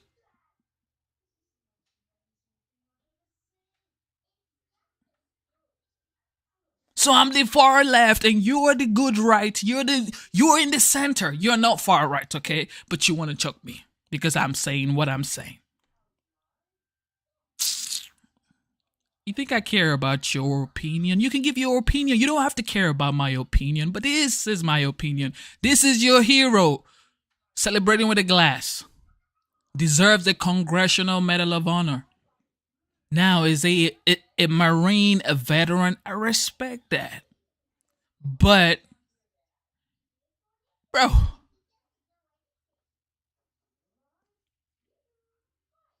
what? Now you're moderate, but you want to choke me because I'm saying what I'm saying. And you ain't far right, though. Total BS. African American and Hispanic. Some of the people on the jury were African American and Hispanic. This isn't about race. No, this is about the subway. You take the subway. And that's it. Gavin McCarthy says, well, there's a civil case which he'll probably lose. Yes, and that's where I stand, which is pay up. Pay up. Pay up. Like, pay up. He has to pay. He just has to pay. A fine. I said a fine. That's it. And it's cool if you don't like my opinion, but what? I don't have a right to have an opinion? Like, you can have your own opinion, but I'm supposed to what? Support your opinion because what?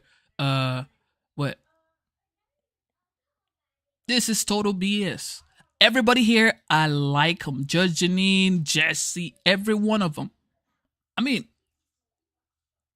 but I can never go with this. BTK still says he is a hero to everyone in the subway car. How do you... Look.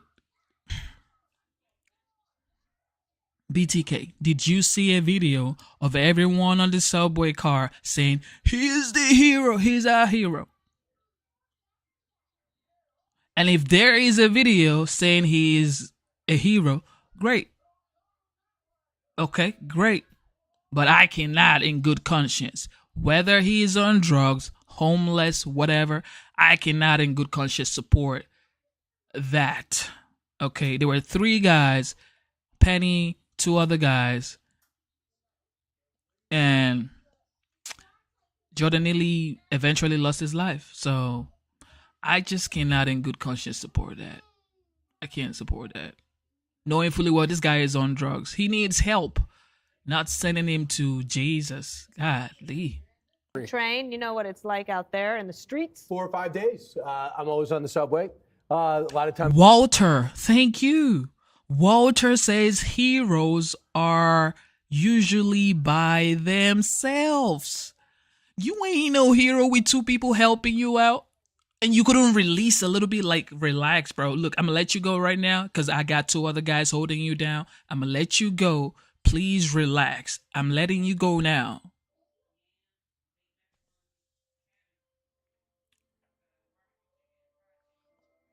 Average Joe says he was alone until later. So as soon as that later came into perspective, why didn't they just release a little bit? Y'all saying until later. Okay, so when they came, why didn't he let him go? He could have just let him go after they came, like, yo. But it still didn't let him go. We saw the video up here, y'all. Y'all keep saying until later. But yeah. There's antics going on, and a lot of times it's crazy white people, too. And you just sit there and say, I can't wait for my... Chad, I schooled in New York, bro. Chad talking big talk for someone who hasn't been in that situation. Never. I schooled in New York. I took the subway. I lived in Far Rockaway, Queens, and I took the subway to my film school in Manhattan. Do you know how long that is? That's over 1 hour. You think I didn't see stupidity on the train? Stops, only 2 stops, more on that later. But I will say this. This is a time, if you really want to help, we're getting to know some Democrats who have had it. Robert Holden, Democrat from Ohio, from Queens, who stood up and said, New York has got to straighten out. We've got to get rid of these illegal immigrants. We've got to start cracking down on crime. And Richie Torres, he wants to either be mayor or governor in New York. If you would take the next step and say, I call on the governor to remove Alvin Bragg. I know he was elected to office, but he's been an embarrassment. He's wasting tons of money. Yeah. He's destroying the reputation of New York City. If you want to, said crime can't be helped in many cases, but it can be enforced and it can be stopped when it is enforced. And we're not seeing that. I think people are fed up. And I believe this is the beginning of the end of the woke DAs. Elon Musk is going to put some money into it, like George Soros did before. We're going to run some real candidates. Democrats or Republicans, doesn't matter. Just enforce the law and be tough on crime. First it was Democrats had to shake the defund the police. Cori Bush started it. They had to shake it. Then they have the woke DAs. There's Tessa Bodine, and then you get the guy Gascon in L.A. Kim Fox is now history. And now this guy should be next. If Democrats want to rehab in 2 years, beginning to take America's trust back, get rid of this guy. Chad, what's his name? Chad Thomas. You are here watching this stream telling me how to speak. All right. Thank you all for that wonderful A block. We continue. Thank you for tuning in to the live show. You know what time it is. It is your boy Genesis. Double tap your screen, subscribe to the channel, or at this point, maybe not. Cause y'all going way too right for me, y'all.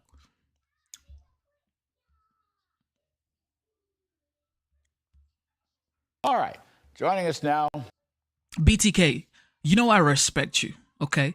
BTK, you've been generous on the channel. I respect you 1000%. This is why Penny has to pay, in my opinion, because your actions, everybody should be responsible for their actions. No words. Be responsible for your actions. As an adult, you're only, if I tell you I'm gonna buy a car, those are just words. But if I actually go and buy a car, then that's an action. Adults are responsible for their actions, so Penny should be responsible for his actions. You caused what eventually led to another man losing his life. Just pay. I'm not saying take him to jail. Pay for damages or something. I'm not saying Penny go to jail, no. Because Neely also, according to the news, threatened people on the subway. So, why would he threaten people on the subway? However, why would Penny take, I don't want to say take another man's life, because according to y'all saying like the medical professional said it wasn't the chokehold, it was the drugs. But did you think if the chokehold didn't happen, it will still lose his life? I doubt that. So pay for damages. I'm not saying go to jail, but pay, because your action led to another man's life, like out of this world. Come on, man. Y'all don't have respect for people's lives anymore. Y'all way too right. So no respect for people's lives anymore. That's what we're doing. BTK says,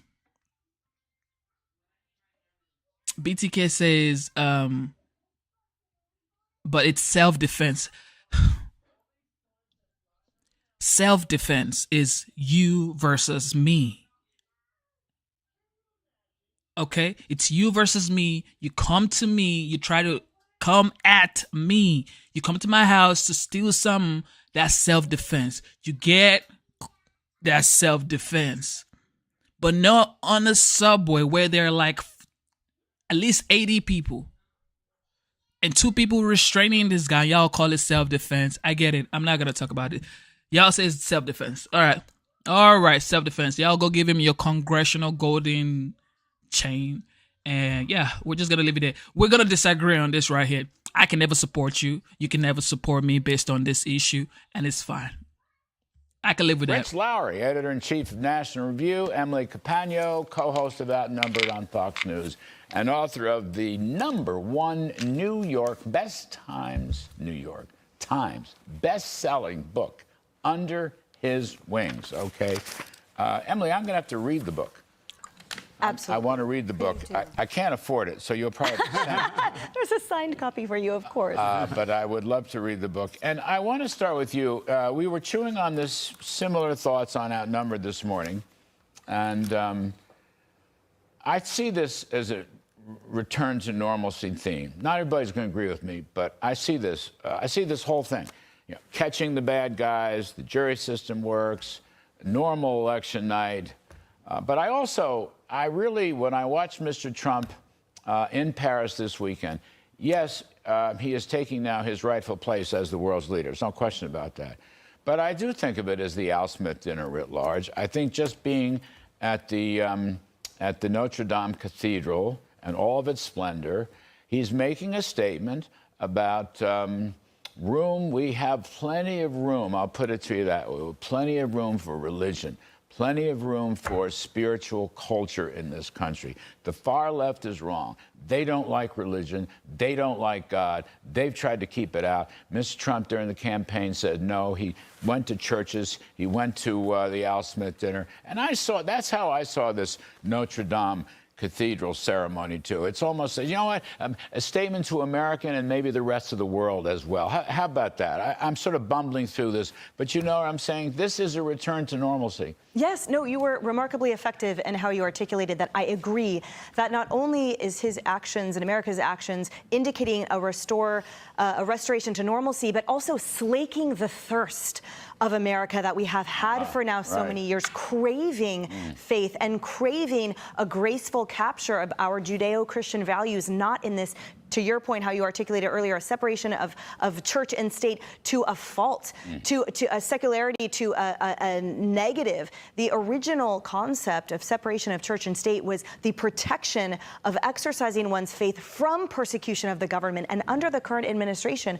Americans were shown exactly what happens when there is a straight-up persecution of Judeo-Christian faith. And we saw it in the FBI, the DOJ, we saw it in our administration leaders. You know, look at Kamala Harris, for example. So President-elect Trump attended the Al Smith dinner. Kamala Harris did not attend, nor did she record a message, which prior vice presidents and presidents have. So the precedence that this administration set was a full-out attack on those who dare to have morals and values based on the family structure, based on God, faith, and country. President Trump came in and said, look, not only do I represent this, but I represent a freedom for Americans to do so themselves. And that's why my book shot to #1, day one. It's why the Bible, as you said, has increased massively in sales. Bible sales have increased enormously. And your book is about faith in the military, is that right? Which is so important, so important. Thank you. Rich Larry, I mean, it's the return to normalcy theme, and I'm probably spreading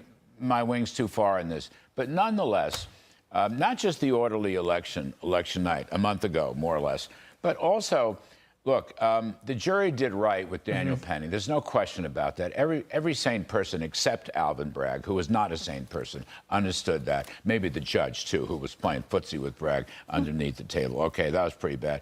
But also, look, let the cops and the FBI field agents do their job. Depoliticize the legal system. Stop all this retribution. Stop all this weaponization. Stop all this lawfare stuff. And I will say, ironically, but I don't even think that's fair, it is Mr. Trump who's the guy who's going to do it. No one ever did it the way Joe Biden did. And look how it backfired. Yeah. So first of all, when you can get Magna Carta and Notre Dame in one opening monologue, that's an A+. I worked on that. That's an A+. I really worked on But this Penny case never should have been brought. This is a good day for New York City, a good day for the justice system, and a good day for Daniel Penny. If he had punched someone randomly on a subway platform and been half out of his mind, he'd be on the streets instantly. Instead, he was dragged through a years-long ordeal for being the good guy, for being that rare person who dares to stand up and protect others, and Bragg went after him, and with an illegitimate tactic, right? He had these 2 charges on the assumption, oh, if they reject the most serious one, then they'll compromise on the second one and send him to jail for 4 years or whatever it is. Good for the jury for seeing through it and rejecting it. A good day for New York City also, and the Blue Line, the New York City cops, the New York's finest, and the FBI agents. If the guy they caught in Altoona, Pennsylvania, turns out to be the murderous killer of this healthcare executive, which is a hideous, heinous crime, and which, by the way, you know, New York City needs this. New York City needs to show that a jury will make Penny a hero, not a goat, right? Not keep him at jail. And it needs to show that it can find a hideous killer and capture that killer. Now, I'm getting ahead of the story with the hideous killer part, but I have a feeling they're onto something. New York needs this. Absolutely. And so does the rest of the country, for heaven's sake. So this guy's been celebrated. This act of murder has met with a lot of sympathy, which is outrageous. As of a week ago, I would have thought that was crazy. There's no way that people would celebrate a cold-blooded assassination. And in terms of this is the same thing right here. People are celebrating this gunman for putting down a CEO of United Healthcare Insurance. It's the same thing with what happened on the train, basically. Y'all supporting straight up, like, no respect for people's lives these days. Like, how did we even get here? Huh?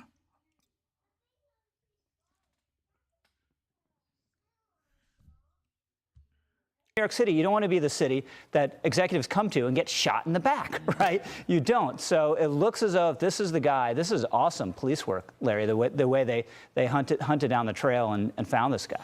All right, I want to move on, but I really love these. I really love these thoughts.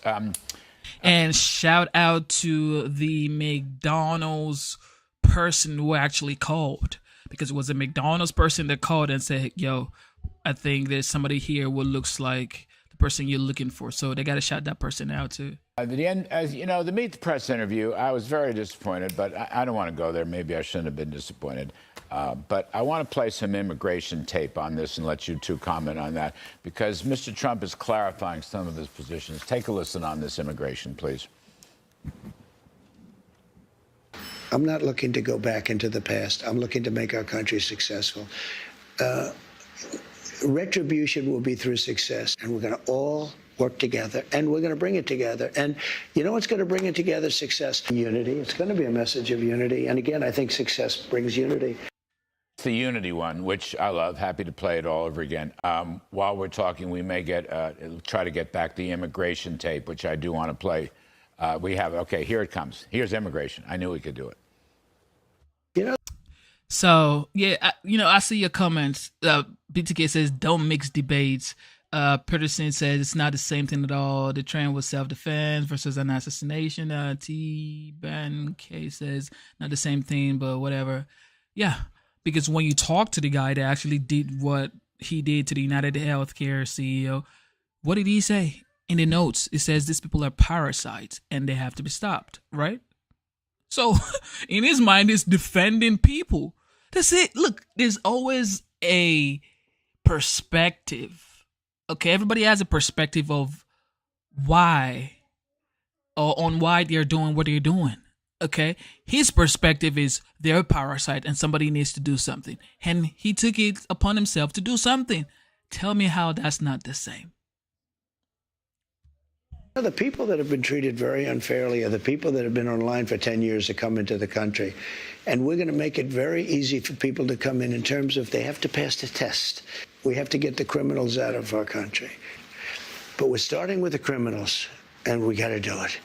And then we're starting with others, and we're going to see how it goes. All right, so he's starting with the criminals. This is on the deportation question. By the way, the beefing up the border wall remain in Mexico will be at the top of his list the very first day he's inaugurated.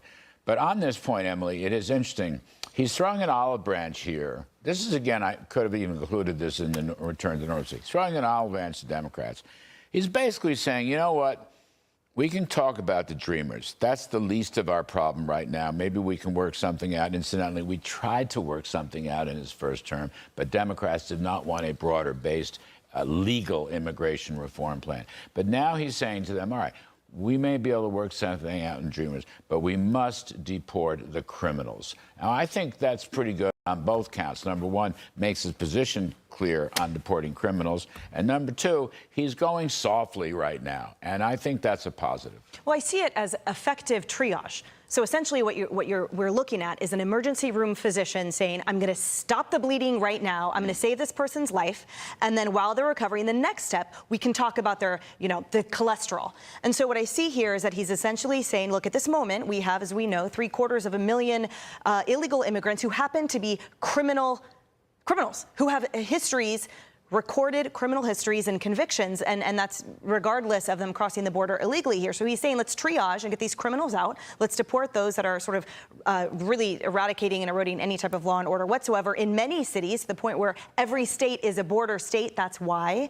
And then let's talk about legislation. And let's talk about that in a meaningful way where everyone can get on board and there's no name calling from those on the left and there's no knee-jerk talk about that he's a fascist and the like. So I see that as effective communication, but also effective leadership at this moment, and exactly the kind of governing that we need, which is stem the flow right now, and then we can hit the salient points later on after we've managed the triage. Rich Lowry, what's so interesting here is the public likes what he's saying. Yeah. I mean, the numbers on his transition are the best numbers he has ever had. Well over 50% approval. The best numbers he's ever had, I say that. He's being sensible. He's being common sensible. He's doing what he said he was going to do, but he's doing it. You know what? Think of it, his tone, his demeanor. These are all things that the far left railed on. He's not doing that. He actually didn't do it in the campaign either, but they never give him credit. He's just, I'm not saying he's a different guy. He's the same guy, but people are getting to know him, and he himself is showing right now, a month after the election, right now during the transition, that he can govern. Yeah, that tone, well, first of all, it's the smoothest presidential transition ever, right? Because Donald Trump is effectively already president, and he's not going to be inaugurated for another month and a half or whatever it is. But you saw in that interview, the tone was measured. He emphasized he got elected on the border and the economy, especially. That's absolutely true, because he's already making calls. People are already coming to Mar-a-Lago. Like Justin Trudeau's already at Mar-a-Lago talking deals with this guy. He's already talking to leaders of the world. Mexican president, she's already trying to play ball, because it's like, Trump was like, look, we're going to tariff y'all to oblivion if you don't do something about the border. And this is why Trump is a leader, okay? This guy is just on another level when it comes to peace through strength. And another reason why I like this dog is he always advocates for peace, okay? When you do something stupid, he's going to let you know, look, y'all going to get the smoke. But for the most part, he's always like, peace is the only way. He's always advocating for peace. That's why you had no Ukraine and Russia. That's why you had no Israelites, Palestinian people, Iran, when he was the commander-in-chief, because he advocated for peace. Common sense.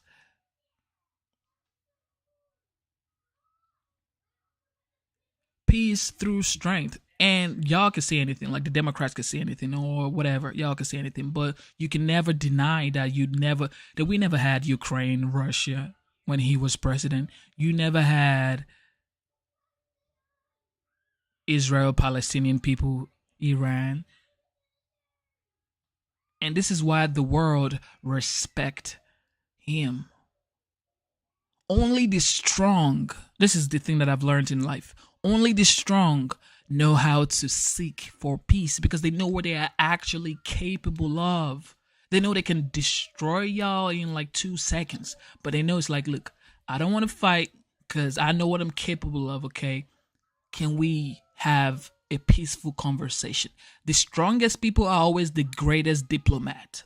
That's something I've learned. The strongest people are always the greatest diplomats, because they know how strong they are, and they know how much destruction they can cause when they do set out to do so.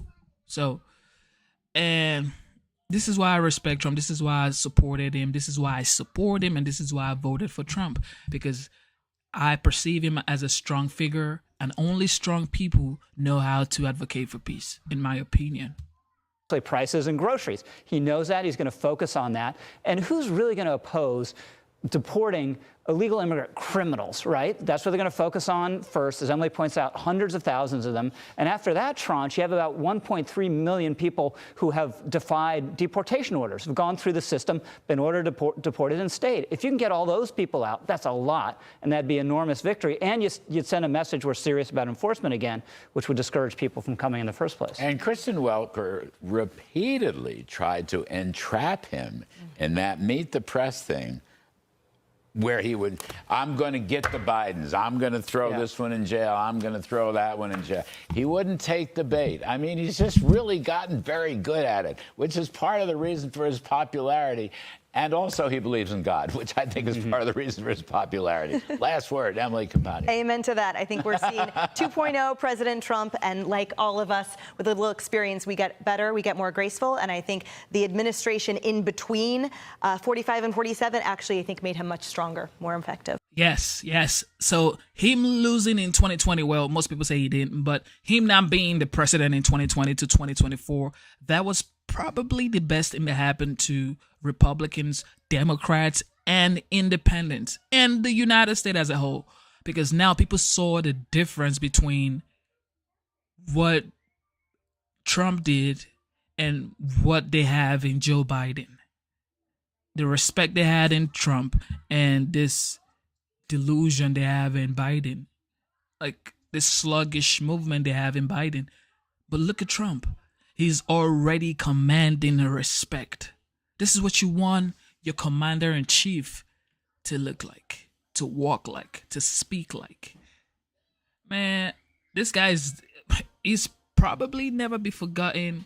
He wouldn't be forgotten in 10, 20 years. Now, if he does create a healthcare system that is very affordable and replaces Obamacare, he won't be forgotten in like 25 years. But if he doesn't do that, I mean, he's already gone through a lot of stuff. He's already gone through a lot of stuff with the assassination attempts. His name is going to be sealed on the sands of time, however.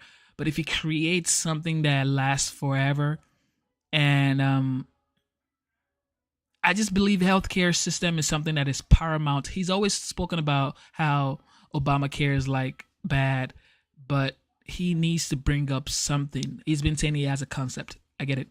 But now he's the president-elect. He needs to bring together the greatest minds, RFK, some of the great minds in this insurance company and in this healthcare system, and they need to come up with a plan that helps the people and also that that replaces Obamacare. Or we're still going to have Obamacare in the next 4 years, and you know, people are just going to say, well, Obamacare is bad, but why didn't we replace it? You know what I mean? So he's always said it's bad. It's a bad medical care, or bad health care. So do something about it. That's something that I really want him to do, to really solidify and cement his legacy. But he's already a great legend anyway. I mean, okay, looks like Biden voted for Trump. So I ask, is a new normal coming back to American life? And that's the subject of the riff. Maybe it's just me, but it seems like within just a couple of weeks after Donald Trump's landslide victory, that a new normal is coming back to American life. For one thing, the significant magnitude of his election victory has stopped all the horror show scenarios that were predicted by so many in the media, especially the liberal left media. Contrary to the received wisdom, the election was decided that night, not 3 weeks later or several months later, but that very evening. There were no presidential recounts. There was no violence. Mr. Trump won convincingly, and that was that. It was an orderly, normal presidential election. And despite the ritual name-calling, mostly aimed at Mr. Trump, call it the fascist Hitler factor, The fact is, Mr. Trump and Mr. Biden sat down amicably in the Oval Office to plan a peaceful and successful transition. Biden looked the happiest he's looked in years. You'd think he voted for Trump. I do. Then this past weekend, Mr. Trump, sitting next to Jill Biden at the Notre Dame Cathedral, looked very cozy, both of them smiling. Kind of a G7 type smooch from Mrs. Biden, who was definitely leaning into the conversation. In a church, no less. Tut, tut. Think she voted for Donald Trump? I do. On Meet the Press this weekend, President Trump repeated his campaign message that success would end the divisions and would unify the country. Take a listen. I'm not looking to go back into the past. I'm looking to make our country successful. Retribution will be through success, and we're going to all work together, and we're going to bring it together. And you know what's going to bring it together? Success. Unity. It's going to be a message of unity. And again, I think success brings unity. There you have it. More normalcy. Meanwhile, in New York City, justice was served with the acquittal of former Marine Daniel Penny, where the crazy far-left DA Alvin Bragg once again turned back by a jury of our peers. Penny was a hero. He is a hero. He deserves a medal. And in breaking news, as Jerry Willis reported, the NYPD, working with the FBI, has arrested a suspect in the hideous murder of a healthcare executive. I'm thinking that New York's finest and the FBI agents in the field are very good at what they do if the politicians would just let them do it. I'm thinking the juries are very good at what they do if the politicians would just let them do it. Our Constitution and our system of common and criminal law, based on a jury system, something we inherited nearly 900 years ago from the English Magna Carta, works very well when it is depoliticized. The system works if we depoliticize it without left-wing weaponization and lawfare and other forms of manipulation. And yes, I think President Trump will return our legal system back to normal. And then if I can return back to the magnificent feat of restoring Notre Dame, I think President Trump had an eye on restoring normal religion and culture back to American society. Maybe even sending a message to Europe on this as well. Liberal progressives don't like religion. They want to keep God out of our life. They are secularists to a fault. Yes, it is a free country, but that includes religious freedom as well. When Mr. Trump went to the Al Smith dinner during the campaign, he was making a statement not only about helping Catholic charities, but about the importance of religion in our culture, in our families, our communities, and our country.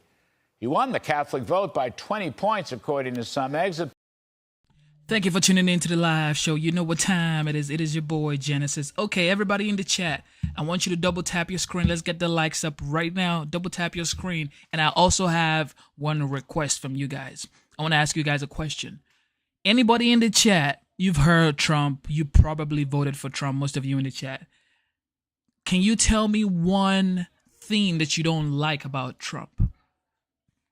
Yeah, this is where we know who's who. Tell me one thing you don't like about Trump. Maybe one of his policies that you don't like, or maybe something that he does that you don't like, or something that he said he was going to do that you're like, I don't know if I want that. For me, I would say immunity for law enforcement officers, the police, because look, every adult, for me, has to take responsibility for their actions. So, that is like, I don't know. I don't like that. I think they can, it can work more on that because in every industry, there is always a bad actor. Okay. So if there's a bad actor and you're giving everybody immunity, then, there's an issue. But he's also said that they're going to look closely when anything happens. It's not just blanket immunity. Okay. That's the only thing that I would say. BTK says Genesis is in the transition too quiet. You talking about Trump's transition? Is that what you mean? If you're talking about Trump's transition, I don't think it's quiet. This man is going everywhere. He was at Notre Dame. He's talking to Mexico president, Canadian. He's about to make Canadian a state, the 51st state. Yeah, it's not quiet. If you're talking about Trump's transition, it's not quiet. But are you talking about my transition? I don't know. Polls, whereas back in 2020, Joe Biden captured the Catholic vote.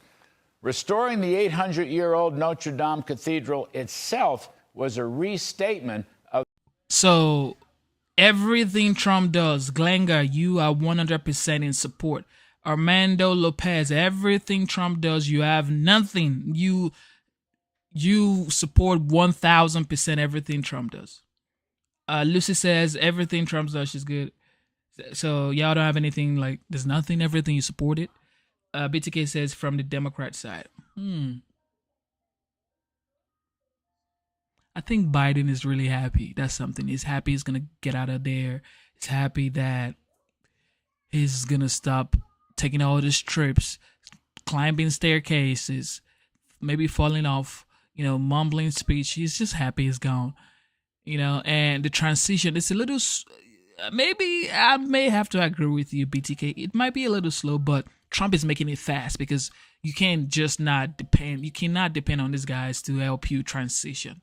You have to do the transition yourself. And I'm sure even when he becomes the president, there will be some things that the Biden administration will still have to help him with because he walks really fast and they might be too slow for him. Everybody knows Trump is like way too, his speed is on another level. The importance of a more religious and spiritual culture. Think of it as the Al Smith dinner writ large. Having the new world leader, Donald J. Trump, attend that ceremony punctuates that thought. I believe this, too, is a sign that we may be restoring normalcy. And that's. Yes, y'all. Look, I respect everybody's opinion. This is my thing. I let you have an opinion.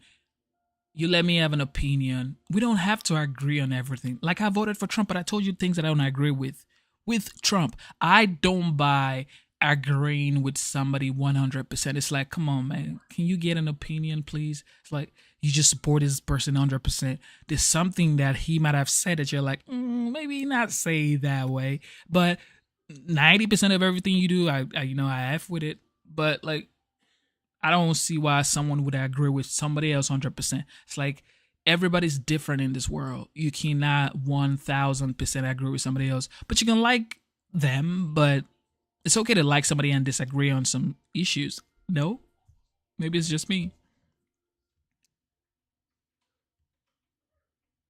Some great camera work.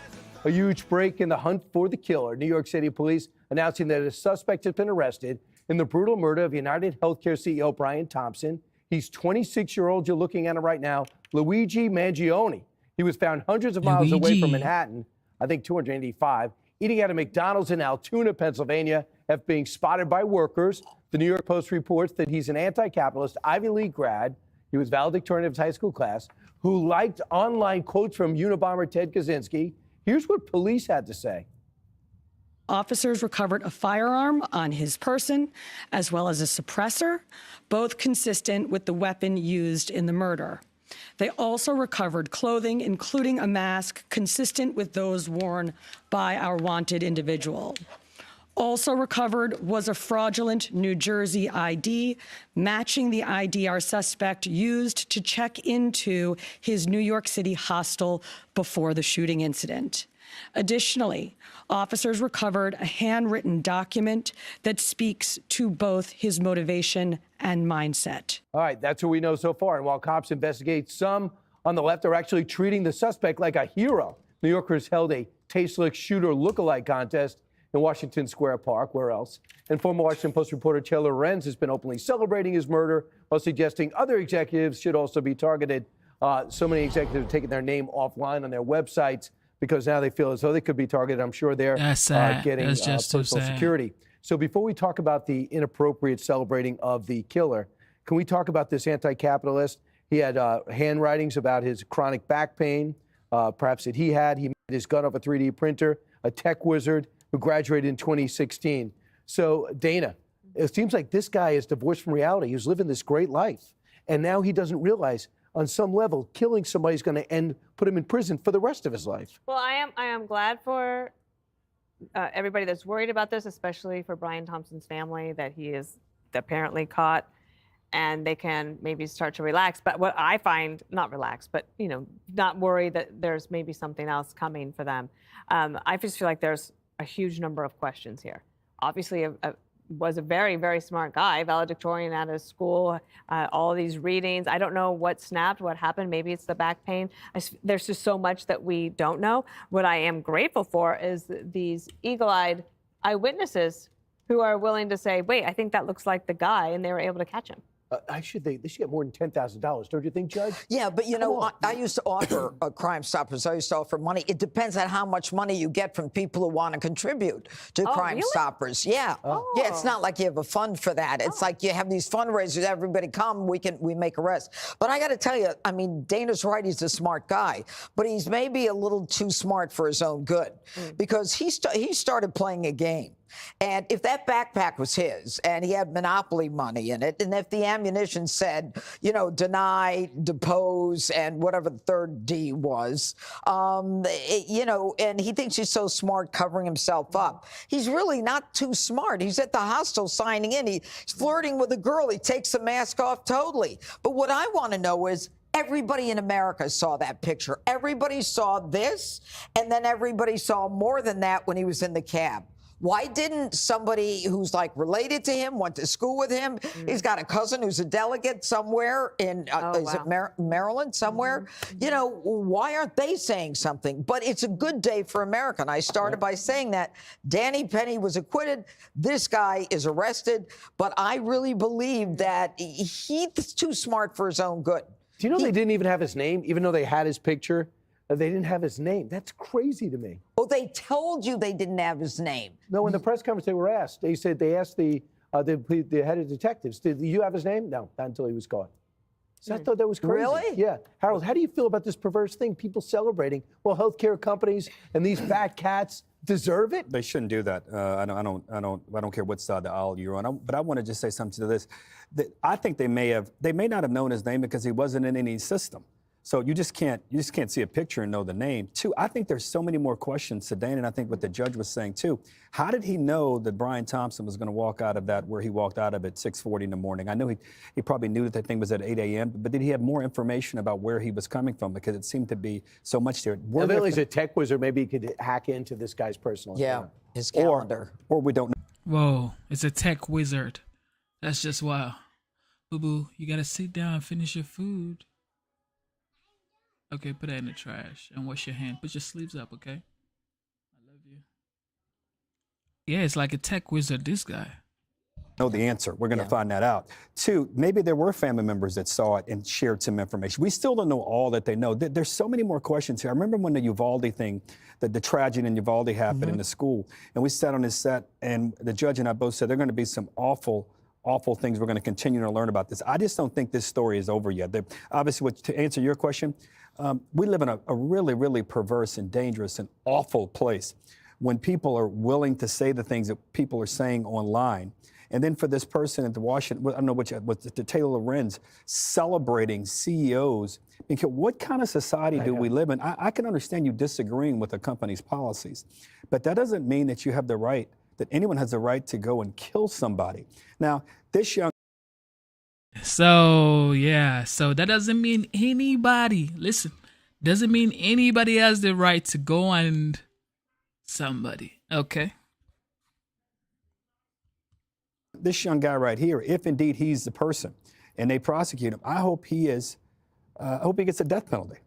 I hope he's prosecuted to the fullest extent. We don't have a death penalty in New York. Well, maybe you can get him to get in there. You and Trump can figure something out, Judge. I did it the first time in New York. And finally, the last thing I would say is, I hope the only one person I know in this set who has real back pains is Jesse. I hope he is not pushed to make any efforts like this. Don't make a ghost gun. Make a gun I or was anything homicidal like that. after my emergency back surgery. No, you're right. I wanted to kill Johnny, though. Right. Because he assembled my chair, which put me into the surgery. I was so wrong about this case. Last week, they came on. I said, this guy's a pro. Yeah. Total professional, just by the way he acted. Yeah. And then it turns out he was so horny, he took his mask off to flirt with a barista. and he keeps the murder weapon on him, and he has a manifesto. It's almost like he wanted to get caught, because you go into a McDonald's, you go into a Starbucks, you know they have cameras. You got to go to get a hot dog on the side of the street if you're that hungry. Get a water bottle from the guys that sell these things. This guy was obviously looking for notoriety, and good, he's got it. Now, he's a prep school kid. He's politically connected You think in he's Maryland. ready for prison? I don't think anyone's ready, Brian. Maybe you are, Brian, in a different way. But this guy's not ready. He's way too soft. He's going to get annihilated. Thank you for tuning in to the live show. Okay, guys, here is a comment right here from Vineyard. Vineyard says, the more I look into it, the more I find out this guy is a hero and not an assassin.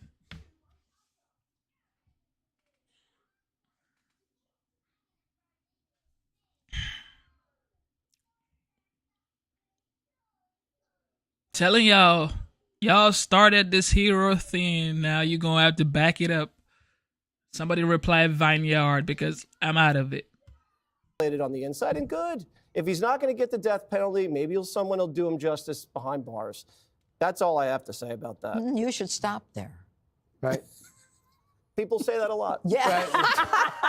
All right, yeah, we'll see if we find more about Luigi. God, those Italians, Brian. I know. Unbelievable. You hurt my people. That's unbelievable. Like the mob thing isn't hard enough to shake. Now we got a murderer 6 blocks away. All right, ahead. Donald Trump is making good on a pledge that Joe Biden failed to do. We're going to tell you what that is. Comma next. Thank you one more time for tuning in. All right, here we go.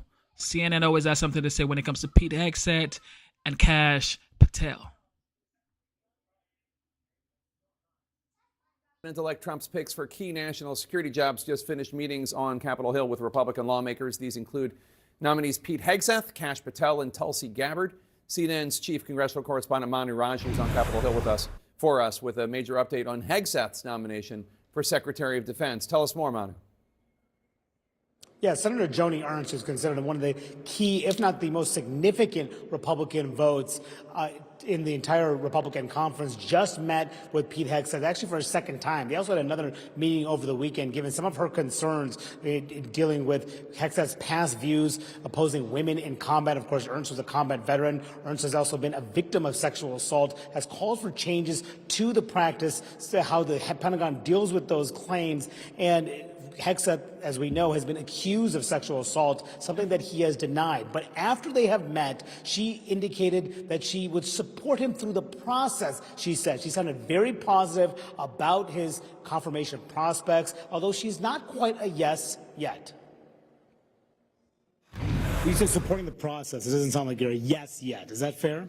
I'm supporting the process. Are you confident with denials about those assault allegations? Do you believe those denials? I'll refer you back to this statement. The pressure of getting back home and primary politics playing into this? We have been talking these same issues every meeting that we've had, and he had really thoughtful answers. Now, Ernst has had a lot of pressure from folks who support Donald Trump to back this nomination, though she contended these were all part of discussions she was having with Hegseth, even as Ernst herself is facing re-election in a couple years. She did put out a statement, Jake, talking about her comments. She said that Hegseth had committed to a full audit of the Pentagon. She said he's going to select a senior official who will uphold the roles and value of our servicemen and women. And she also said, in talking about how she will support him through this process, she said, I look forward to a fair hearing based on truth, not anonymous sources, suggesting perhaps that those accusations of misconduct, accusations of excessive drinking and the like, she's not as perhaps concerned about that because some of these reports are based on anonymous sources, although, of course, he was accused of sexual assault in a police report. The accuser signed a non-disclosure agreement as well, but as you heard from her right there, I asked her if she believes those denials, and she said, I'll refer you back to my statement, Jake. Donald Trump's pick to lead the Pentagon, Pete Hegseth, appears to be closing in on winning the support of a key Republican senator regarded as a crucial swing vote. I want to bring in CNN's Manu Raju. He's up on Capitol Hill. Manu, what are you hearing? What are you learning?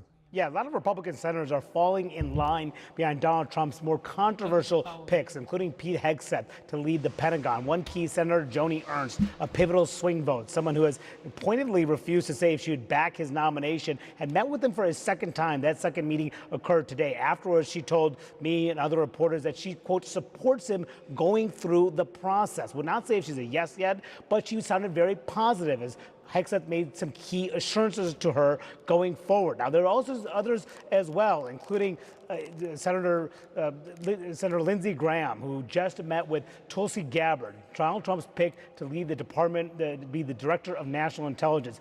Graham has a different view on issues like Ukraine and issues like Syria, but coming out of that meeting, Graham sounded positive about Gabbard's nomination.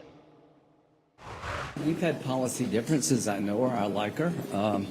You know, she wanted to stay in the JCPOA. I thought that was a mistake. But, you know, she'll be serving Trump.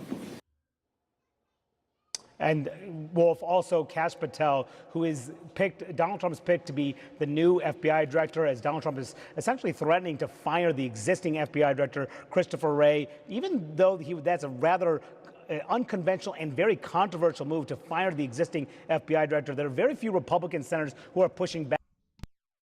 What are you even saying? I mean, if Kash Patel is supposed to be the next director of the FBI, so what is the current director of FBI going to be doing? Assisting? Of course he has to step down. What is this? Man, these folks. In fact, a lot of them are falling in line behind Kash Patel, including the incoming Republican chairman of the Senate Judiciary Committee, Chuck Grassley, told me earlier today that he is so essentially supportive of some of the things that Kash Patel assured him in their private meeting today, and others, including Senator Joni Ernst, who I mentioned there earlier, is also back, signaling she will back Kash Patel. So overall, a positive day for Donald Trump's picks on Capitol Hill, Wolf. It's wild, man. It is wild. Well, y'all want us to keep going? We can keep going if y'all want to keep going. Or we could put it. All right, let's see. This look like a good one. But Pete Hegseth, Tulsi Gabbard, Kash Patel, RFK. The Republicans need to do their due diligence, check them out. If there's nothing, bad in their background, if there's nothing discriminating in their background, or incriminating rather, if there's nothing incriminating in their background, then, they should be confirmed and let them do what they do.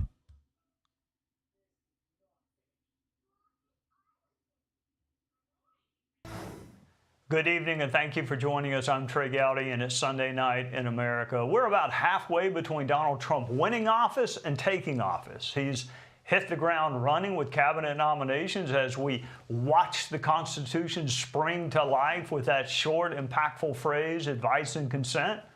Some nominees like Marco Rubio, Pam Bondi, and John Lee Ratcliffe have won near universal praise. One nominee quit because he did not have the votes. Other nominees are making real progress, while work may remain for some others. So where's the line between deference and acquiescence? What due process are nominees entitled to? Where's the line between good enough and not qualified? Joining us is the incoming Senate Budget Chair, Lindsey Graham, from the great state of South Carolina. Chairman, where is that line between showing deference to a president and acquiescence and just rolling over with next to no vetting? Where's that line? Wherever any senator wants to draw that line. Constitutionally, there is no partisanship. But the honest answer is up to every senator. But the Constitution is not a partisan document, as you know. It requires the Senate to give advice and consent. Here's the line for Lindsey Graham. I presume that to support cabinet picks by every president, not just Democrat, Republican presidents, but every president, unless I have a good reason not to. So I look at qualifications, but if you look at my record, I vote for almost everybody, because I don't look at it as to whether or not I would have picked this person. It's whether or not the person picked meets basic qualifications. I'm not trying to overturn the election by saying I'm not going to vote for a person that I wouldn't have picked, whether you be Republican or Democrat. Now, you owe President Trump about $5 million in advertising. Today on Meet the Press, he sung your praises about helping our friend Kash Patel. I talked to President Trump on the phone before I came on the show. You've gone to bat for Kash. Let me tell you where the line is for me with Kash Patel. You drew it. I think he's very qualified. I think he's been beat up unfairly. Remember the FBI, where Comey signed warrants based on false information, where an FBI lawyer sent false information to the FISA court and actually got prosecuted. Remember the FBI that suppressed a Hunter laptop and said it wasn't real when it was right before the election? Well, that FBI needs to go. We need to get back to the FBI that me and you admire and grew up with, an FBI that's fighting crime, protecting Americans, not a political weapon. I think Kash Patel is the right guy. Your voice matters. I've had 3 senators tell me that when you spoke up for Kash, it mattered, and you know him well. So that's how the process works. People like you vouching for someone like Kash Patel. President Trump has put together a very good team. Marco Rubio, our friend, John Ratcliffe, Mike Waltz is awesome. We got a good team. Pam Bundy's going to sail through. Kash is going to make it. Pete Hegseth's been a friend for a long time. He's going to have to answer some questions, but we're going to not knock him out because of anonymous reporting. You got to, swear under oath you saw things, then we'll evaluate the credibility of testimony like we did with Kavanaugh. But he's got a good team, and I want to thank you for talking about Kash Patel in a way the media will never talk about. Well, I knew something must have happened because my mom sent me a text that I was invited to Christmas after all. So apparently I wasn't invited until the president said something about me this morning. You've been through, look, Kash Patel's the most unfairly maligned person I think I've ever worked with. So I promise you, he's going to be a lot more fair to his opponents than they ever were to him. You've been through some really tough hearings before. What should we expect these hearings to be like? I mean, you were right in the middle of Kavanaugh. Yeah. You could argue Kavanaugh wouldn't have survived if it weren't for you. What should the nominees expect during these hearings? Respect. They should expect to be treated respectfully, that their lives will not be turned upside down based on BS, based on rumor and hearsay and innuendo. Kavanaugh had 5 accusations. 3 were absolutely made up false. These accusations against Pete Hegseth and others are anonymous. People who have to come forward, raise their right hand, and we'll evaluate what they say. But I start this process with a presumption I'm going to support presidential nominees because they won the election and they deserve their team if they're qualified. You and I are both old trial lawyers. This phrase due process leaps to mind. In the little bit of time we have left, how do you view due process when we're outside the courtroom but inside a Senate hearing room? Well, what happened to Kavanaugh was an outrage. People lied about him. They withheld information to the very end to extend the hearing to require another FBI investigation. They knew about the allegations. The Democrats for months had never let him confront him with it. Here's side of the story. Due process is being able to confront your accusers and making sure that what's happening to you is not politically motivated. It's based on what you did. So I'm there to make sure our nominees are not treated like Kavanaugh. And I'm also there to make sure we get to the truth. So the bottom line here is President Trump's put together a good team. We're going to try to get them through as quick as we can. The world is falling apart. I am so glad he's going to be our president soon. He's done more in 3 weeks to straighten out the Mideast in terms of getting the hostages out than Biden's done in 4 years. And to everybody in Syria, you better watch it. Donald Trump is coming. Well, do me a favor, tell him thank you for whatever he said about me this morning, and it got me invited to my mom's house for Christmas. Otherwise, I was going to have to. That's funny. Trump is coming, man. Everybody's wondering and running helter-skelter. What are we going to do? This OG is coming back. The legendary OG's coming back, yo. We're gonna have to find somewhere to hide because it's coming back.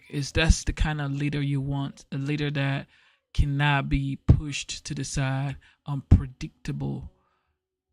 Yeah, he's a legend. Okay, so Biden gave a remark today.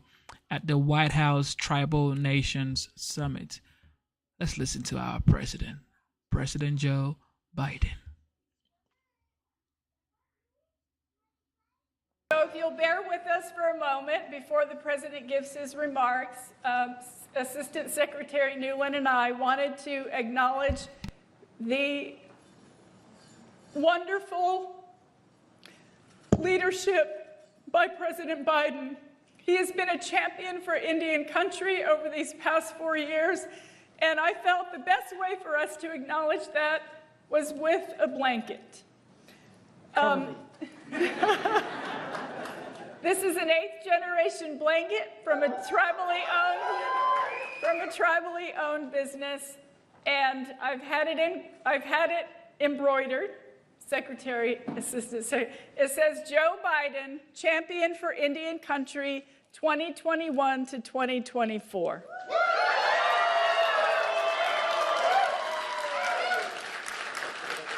All right.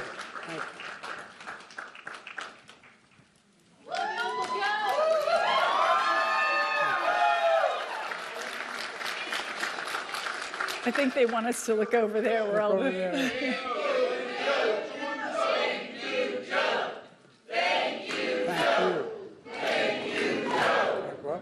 Yes, but let's take this off. Thank you, Mr. President. Thank you very much.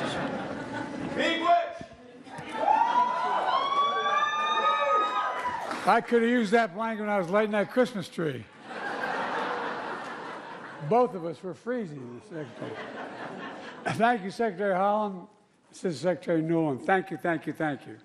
You know, it's the honor of my life to be a partner of the tribes throughout my presidency. I'm going to cherish this moment. You know, I was raised by a guy politically when I got here as a 29-year-old kid as a senator. I was raised by a guy named Danny Inouye. And I once used the phrase, tribe said, no, Joe, nations, nations. I want to thank Secretary Haaland for the introduction and for your historic leadership of the Department of Interior. And this has been historic. It's been historic. I've worked with a lot of cabinet secretaries. I've appointed a bunch over my 500-year career. But I tell you what, I've never met with a cabinet secretary more devoted to their obligation, the job she's taken on. I really mean it. And thanks to all the tribal leaders who traveled across the country representing your tribal nations.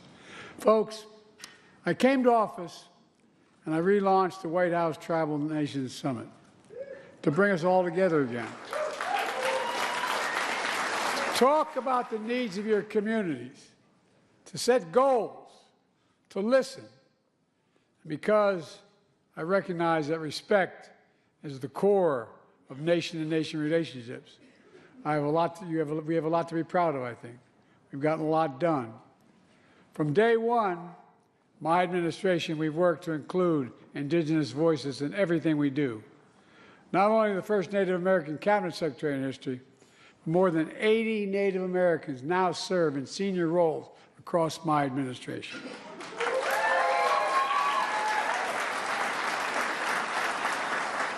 I mean this sincerely. With their help, we've shaped our approach to Indian country with respect and matched our words with action. I'm proud to have reestablished the White House Council on Native American Affairs and taken historic steps to improve tribal consultation. For example, you shared with me that too many federal programs treat tribes like they're subsidiaries of the government, like cities or counties, rather than tribal nations. Nations, not subsidiaries. That's who you are, you're nations. So, at last year's summit, I signed a groundbreaking executive order to recognize that you should be treated as tribal nations with respect to your decision-making power. That executive order requires federal agencies to streamline grant applications, to co-manage federal programs, to eliminate heavy-handed reporting requirements. Trying to do that across the board, by the way. We're also investing in a historic $45 billion directly into Indian country. More is needed, but it's more than ever happened before. This includes helping tribal communities get through the pandemic with vaccines and arms and checks in pockets. We're helping tribes build new roads, bridges, deliver affordable, high-speed internet, and clean water across tribal communities.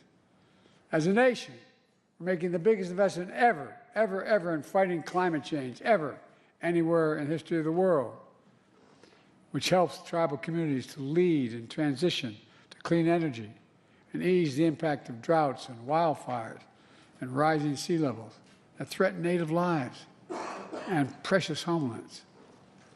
I secured the first ever advanced funding for the Indian Health Service.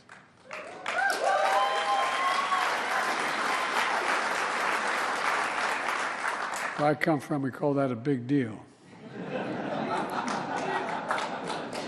Indian Health Service, the tribal hospitals can plan ahead, order supplies, hire doctors, knowing the money will be there, not having to wonder.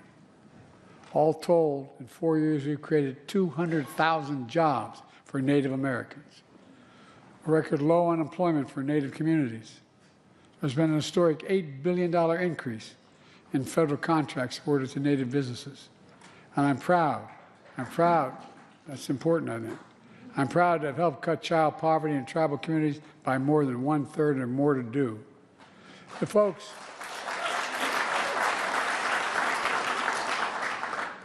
at the same time, we're also doing what we should have done a long time ago, preserving ancestral tribal homelands. It really is important. It really is important. One example is restoring salmon fishing, which historically has been very important to Native communities. You know, I think it's very important that we memorialize Native culture and history by restoring and designating multiple national monuments that honor tribal nations and protect their homelands. From Bears Ears to Spirit Mountain, which comprise nearly 2 million acres combined, will be preserved in perpetuity forever, ever, ever.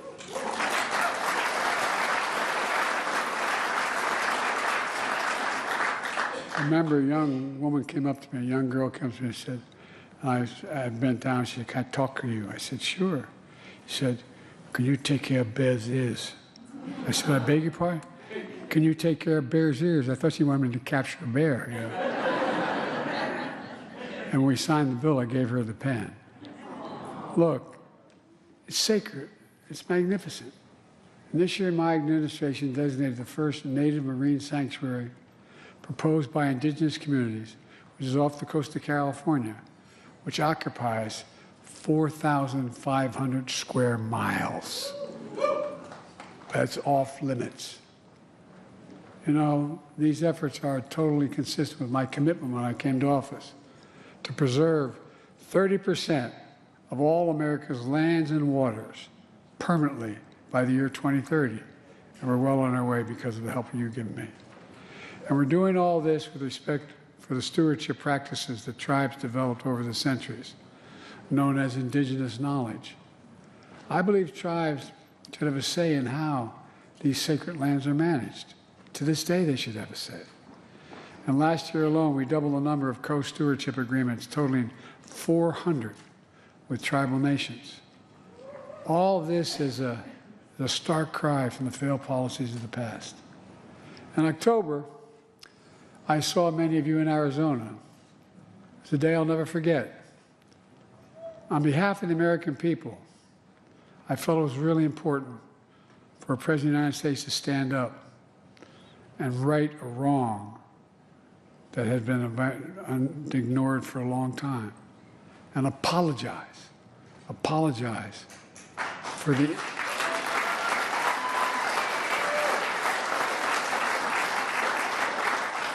We're not about erasing history, we're about recognizing history, the good, bad, and the ugly. I apologize for the federal Indian boarding school era, a dark chapter that spanned 150 years from the 1960, in which entire generations of Native children were literally stolen from their families and tribes and sent away to boarding school. The official policy in the federal government designed to sever ties between children and their tribal families, their language, and their culture. Today, we act to continue that healing process. And I'm proud to announce we're establishing the historic Carlisle Indian Industrial School in Pennsylvania as a new national monument. I want everyone to know.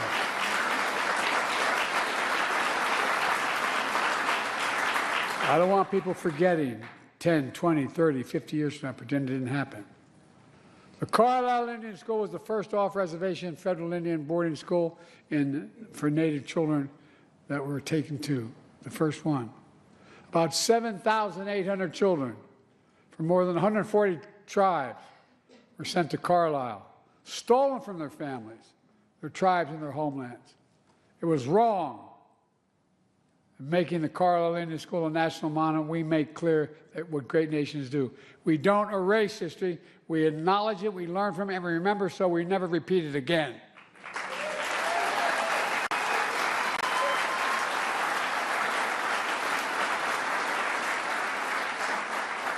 We remember so we can heal. That's the purpose of memory. Now, part of the tragedy of Indian boarding schools is that they deliberately tried to erase the culture of tribes by ensuring that children lost their language and their traditions. That's why the next chapter of healing requires revitalizing native languages. My wife, Jill, to her, this is something our First Lady cares deeply about. She's an educator. In her first trip with Secretary Haaland, she visited the language immersion program of the Cherokee Nation in Oklahoma. Jill saw Native children light up, as they recited words their ancestors once spoke. Over 3/4 of the remaining native languages are in danger of being lost forever. That's why today my administration is moving ahead on a 10-year plan to revive native languages in a serious effort.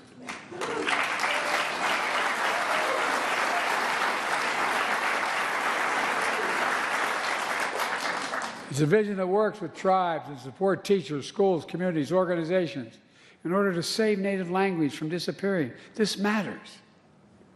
It's part of our heritage. It's part of who we are as a nation. It's how we got to be who we are. We also heard loud and clear that public safety is a top concern of Native communities. That's why when I was a vice president, when we reauthorized the Violence Against Women Act, which is my daughter says I wrote with my own paw. I wrote it 30 years ago, one of the proudest things I ever did. We also reaffirmed tribal sovereignty and expanded tribal jurisdiction to cover cases where outside predators harm members of Indian nations in Indian country and decided there.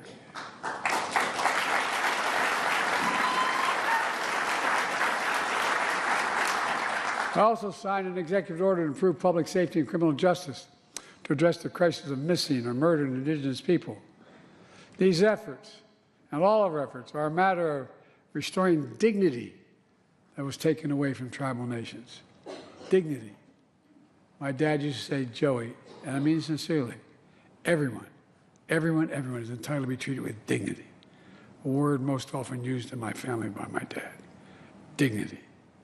That's the foundation of our nation-to-nation partnership. Let me close with this. This is my final White House Tribal Nations Summit as your president. It's been an overwhelming honor, I mean it sincerely, an honor of a lifetime to usher in a new era of tribal sovereignty and self-determination. A new era grounded in dignity and respect that I've seen and experienced in many ways. In October, I had the honor to bestow one of our nation's highest medals, the National Medal of Humanities, on Joy Harjo, the first Native American to serve this nation as Poet Laureate. She once wrote, and I quote, "You are a story fed by generations. You carry songs of grief, triumph, and loss. Feel their power as they ascend with you, as you walk, run swiftly, even fly. into infinite possibilities. End of quote. To all the tribal nations, I say thank you, and I mean it sincerely. Thank you for your partnership. Thank you for your trust in me. But most of all, thank you for your friendship. And always believing, as I do, that the possibilities of our nation are limitless. I was once asked when I spent more time with Xi Jinping of China than any other world leader has, over 108 hours alone with him. I was on the Tibetan Plateau with him in China. And I looked at me and said, "Can you define America for me?" And this was on the record. I said, "Yes, There we go. one word." He looked at me through a translator. One I said, word. Possibility. One word. Don't. One word. In one word. Don't. And this was on the record. I said, "Yes, one word." He looked at me through a translator. I said, "Possibilities." In America, we believe anything is possible if we do it together. And that's what we've done. Damn it, we're going to continue doing it. Thank you. Joe definitely knows how to talk. That's something I gotta give him. He knows how to persuade a politician. He's been doing this for decades, okay? So he knows how to speak politically correct, which Trump doesn't. Just like this video I'm about to play y'all right now. Biden speaks politically correct, and Trump is the total opposite. Check this out.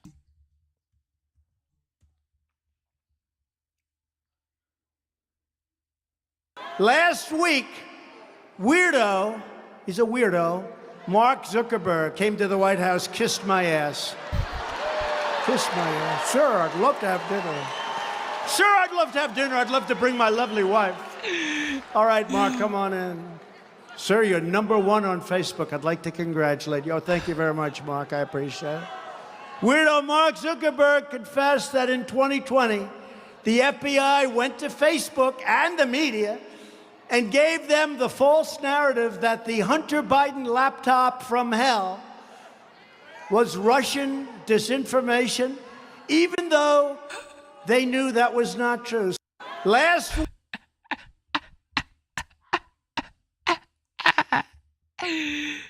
Yo, this man right here, bro. This man right here, bro. Oh, God. This man right here. He's just a comedian, bro. He's like, kiss my ass. Oh, God. All right, folks, breaking news. Police now have taken into custody a 26-year-old man named Luigi Mangione in connection to the killing of United Healthcare CEO. Now, they are calling him a suspect.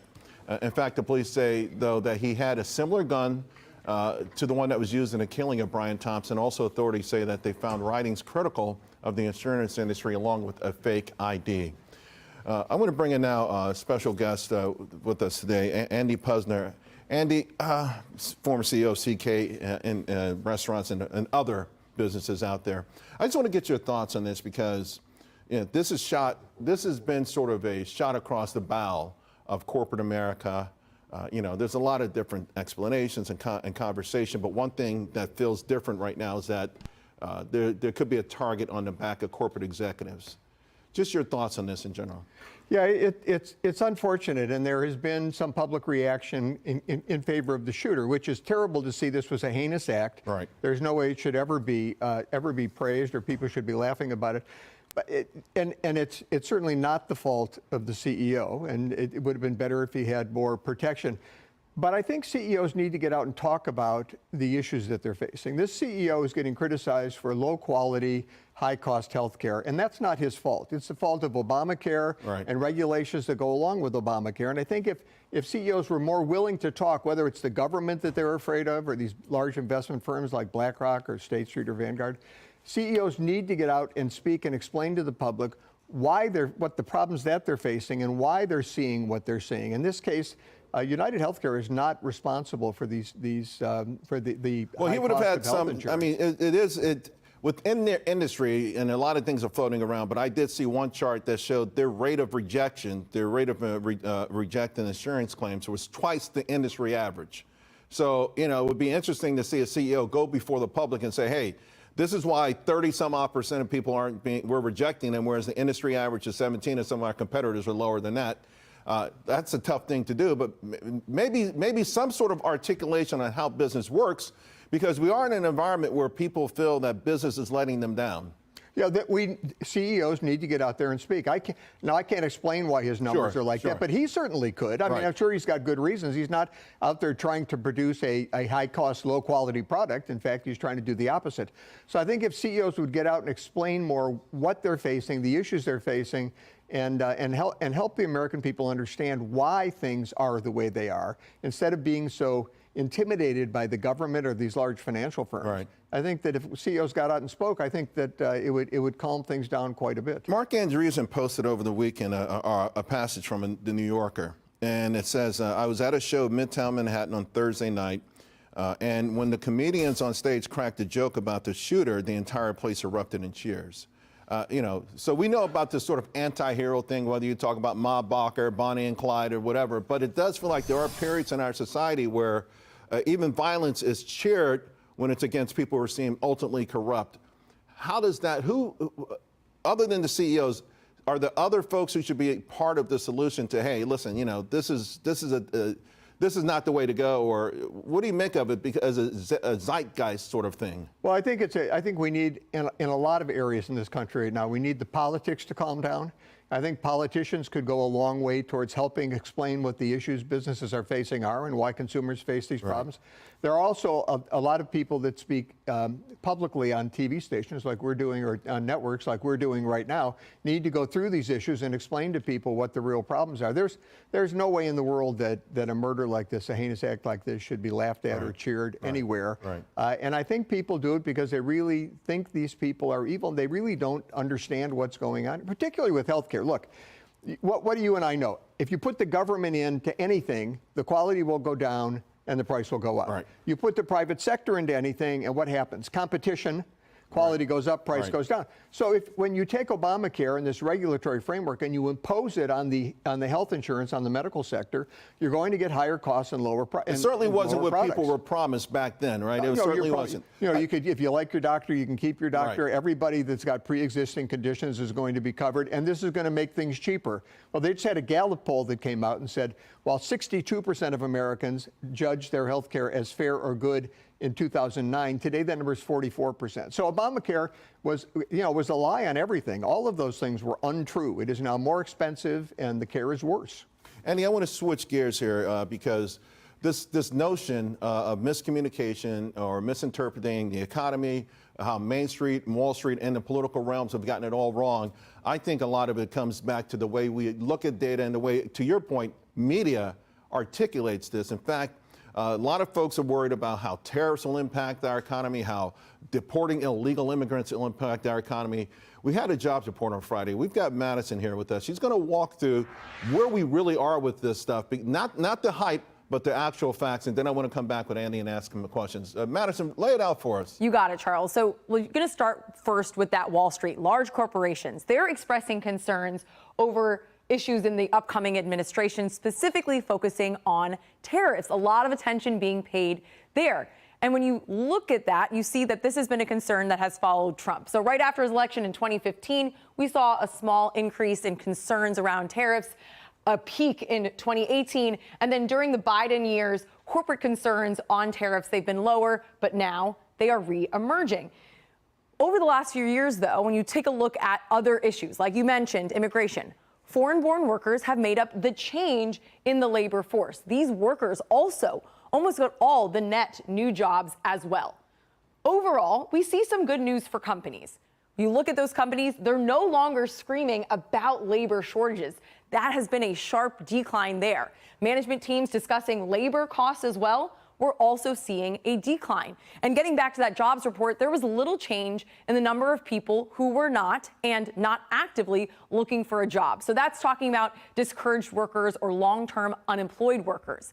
In contrast, the measure that includes both workers with part-time jobs for economic reasons and discouraged workers, that's slightly increased to 7.8%. The labor force participation rate, which indicates the percentage of working age individuals who are employed or actively seeking work, that fell slightly to 62.5%. On Friday, we learned 193,000 Americans left the labor forces in November. And now that major spike in year-to-year growth in employment population ratio, that's prime-age workers 25 to 54, it's turning negative, and the ratio may have peaked. Now, when that in mind, when critics say that America should look the other way in terms of illegal immigration because we need workers, there could be a better solution. Get the millions of folks, particularly prime-aged men, back into the labor force. Charles? Madison, thanks a lot. Andy, you're back with us. Want to let the audience know you've just written a book, A Tyranny for, and you slashed out good of its victims, talking about, of course, this ESG movement and those things. And yes. In your introduction, you share a quote, and I just want to read it to the audience. Does anybody know anything about the ESG movement for companies? Let me know in the chat. Do you know anything about the ESG movement? Because there's DEI and there's ESG, okay? The issue today is the same as it's been throughout all history. Whether man shall be allowed to govern himself or be ruled by a small elite. That was Thomas Jefferson, but it's appropriate today as it was then. And we are seeing around the world where there's massive pushback against these elites, but they're not going to let go of power right away. No, all they're doing is dropping the acronym. They won't call it ESG anymore, but they'll still pursue the same policies. And you can see that BlackRock, State Street, Vanguard, if you read their proxy voting guidance, how they're going to vote the shares they hold, they're still promoting, these radical environmental policies, these DEI policies. So they may not use the acronym, but it's socialism in sheep's clothing. They're just kind of backing off what they say publicly. What do they get out of it? Is it greater control for them? I mean, So ESG is environmental, social, and governance, and DEI is diversity, equity, and inclusiveness. Okay, so ESG is basically companies that make sure that their policies support the environment, social, and of course support the government. But ESG was like the first one before DEI even came along. But now DEI is like the champion. They have trillions and trillions of dollars on the management. They own everything. If it moves, they'll buy into it, right? Trailer parks, we want a piece of it. Now they're buying into HVACs. I mean, if there's cash flow, they want a piece of the action. Is it to put a moat around their business and no one else is encouraged? I mean, what do they get out of this? So these are obviously massive, initially passive investment firms, right, which meant they're supposed to invest in companies, let the CEOs run them, and you buy a group of companies like the S&P 500, right, and you expect them to profit. In around 2018, Larry Fink kind of changed that. He said, now we're going to come in and we're going to tell these companies what to do. We're going to tell you what to do on the environment. We're going to tell you what to do on these DEI issues, on diversity, equity, and inclusion. And and you ended up with huge votes against the directors of these various companies by BlackRock, State Street, and Vanguard for not abiding by the policies they wanted. So it really is a power play. They really are exerting their power, not to implement policies that we normally associate with a democracy. We normally say, well, the people should vote whether or not we have these environmental policies, for example.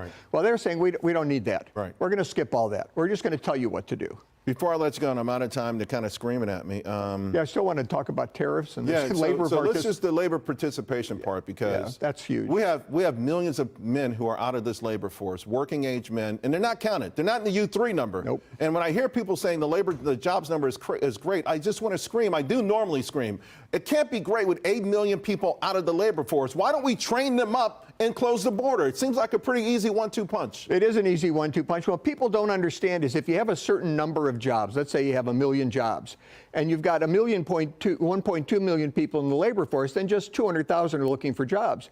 If there's fewer people in the labor force, say there's 1,050,000 people in the labor force, then the unemployment rate is very low, but you don't have any more But you jobs. still have 300,000 people who need to eat, shelter, food, and they're just not in the labor force. They're discouraged. I mean, they're still the fabric of our nation. Why don't we train them up, and so that we can actually have an orderly border?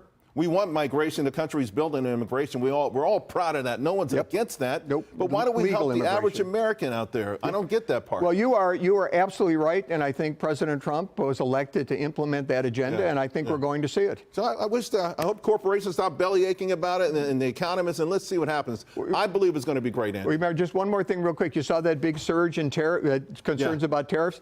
Inflation under Trump, what was it? Under 2%, 1.4%? Yeah. Well, now it's not as high as it was even back then. So let's not panic. Yeah. He knows what he's doing. Let's give him a chance to do it. That's the C-suite and the media and some economists. That ain't the stock market. The stock market's celebrating. We can talk all day here. Well, there you have it, guys. Some people support, some people don't support. Just the way of life, man. Just the way of life. But it's something everybody can support. It's something everybody would disagree on, which is if the prices are high, everybody knows. For example, if your electricity bill is high, which it has gone up, okay? It has gone all the way up. We used to pay like $75, now it's like $240. Wow.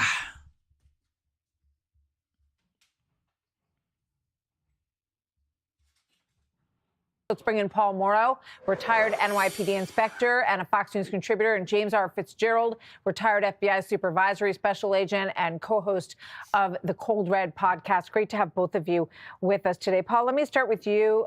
Your thoughts on the latest developments in Nathan, what you're proposing is not going to work. I mean, what do you mean take out all the insurance company in America, pay for nothing? How do you think the economy is going to thrive that way? Walter says inflation, G. Yeah, for sure, I know inflation. Eric says average Joe accountability is scary when you deserve it. Pam Holmes says that no, there wasn't Trump's economy. He wasn't a politician. this case? Well, let me say two things. First of all, kudos to that citizen who, off of that photo, which was not great, an above photo, that's always the case with these surveillance photos from video, remote video. They're at an angle where you don't get great shots. Off of that shot, this person looked at this person and said, you know what, this individual looks like who everybody's looking for. And when you couple that with the fact that the reporting was he's supposed to be in Atlanta, the fact that this person in Altoona made him is fairly amazing. The other thing I would just mention real quickly is, okay, that part is down, assuming this is him, and it's looking pretty good. But now something else begins, and there's the prosecution, there's the investigation, there's the discovery.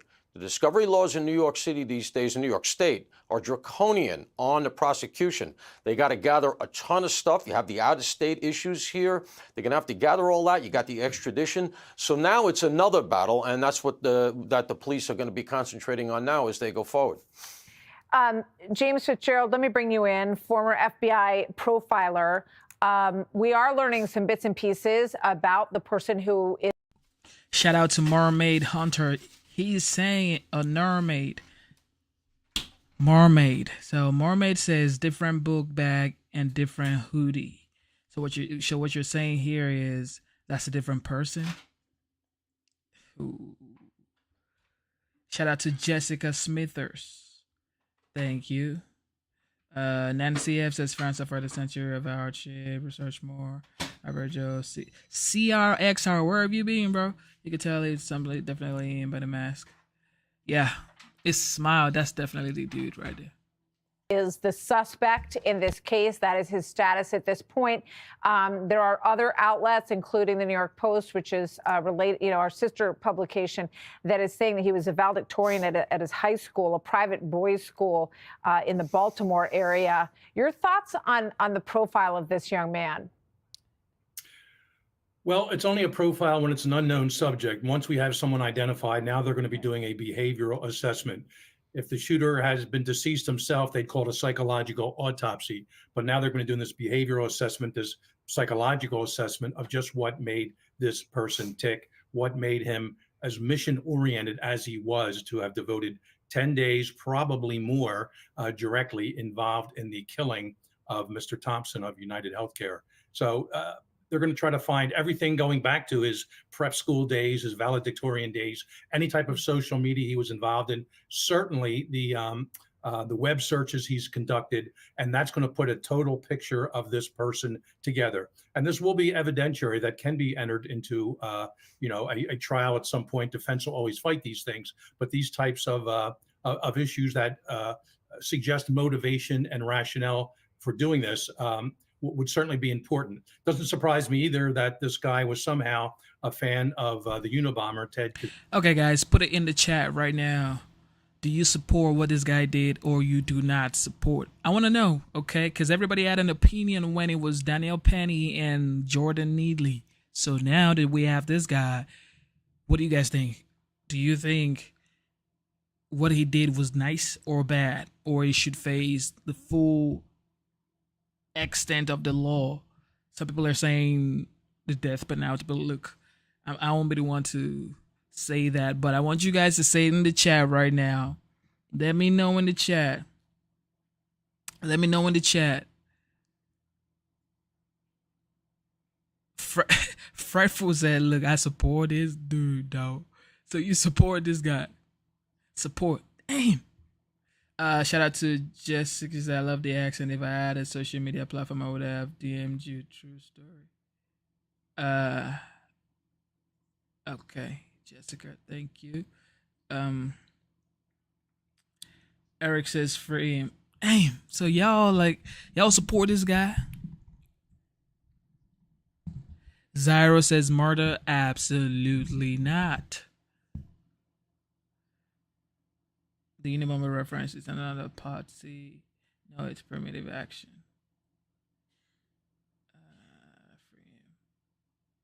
Sweet Cat. Yeah, Sweet Cat said nah. Yeah, you better know Sweet Cat ain't going for all that. Yeah, she ain't going for all that. Sweet Cat ain't going for all that. Yeah. Brzezinski, and he has his mini manifesto of 3 pages. So basically, at least 75% of the chat support this dude. Now I see where we are. Now I know. Okay. Now I know for a fact where we are morally. I get it.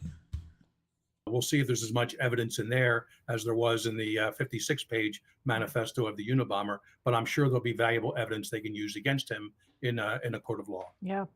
Paul, what strikes me is, when I saw his face, and you can see it more clearly if we have the picture of him smiling at the woman who was, there he is, big smile on his face.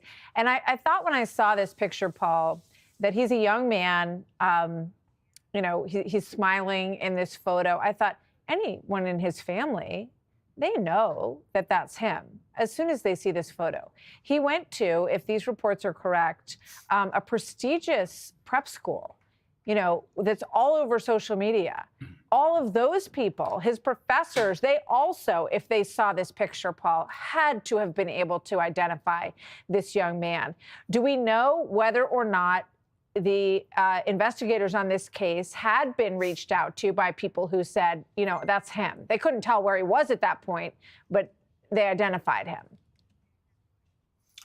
Yeah, I have not heard that. That doesn't appear to be public. One of the things I would go back to relative to that question is the Boston Marathon bombing with the Tsarnaev brothers. We had a similar circumstance. Exactly. 4 days, we were killing ourselves looking all over social media for who they were. And then we find out later, all his dorm mates knew that Dzhokhar Tsarnaev was probably that guy, but they couldn't believe it of him. Yeah. And everybody was afraid to accuse erroneously. So there is a little bit of a downward pressure on it. But I will say this. Think about the needle in a haystack work the PD did here. This guy comes into the city. He had a lot of planning. Apparently, according to some reporting that's out, he locked down his electronics. They're going to have a hard time getting into his phone, et cetera. But he took all these precautions. He came in. Apparently, he surveilled. And yet, they found him within a couple of days at that youth hostel got that photo. That really is what broke this. Yes. So kudos to them. Kudos to this woman at the McDonald's, and kudos to the Altoona PD, who went out and took the call seriously. That would have been a very easy call to be a little dismissive of. They took her seriously. They went out, they eyeballed him. You know, they see the eyebrows, which it's almost like, Koberger, the accused in Idaho. The eyebrows here are distinctive, and they put it together. Yeah, no, it's extraordinary. We knew that he took a bus out of Upper Manhattan and that it stopped a number of places along the way, that the route was headed to Atlanta. So there was a big effort in Atlanta, but we also knew that it was making certain stops along the way. And apparently he got off in Pennsylvania, if all of this police work adds up. So, gentlemen, thank you very much. James Fitzgerald, Paul Moreau, great to see you both. Thank you for being here. Thank you for tuning in to the live show. You know what time it is. It is your boy, Genesis. Yes, sir. Okay, should we keep going or call it a day? Yes, keep going. I answered myself. Some very good news tonight. I can report that all hope is not lost in New York. Daniel Penny acquitted today in a criminal case that never should have been brought by a DA's office that has repeatedly failed to put the safety of New Yorkers ahead.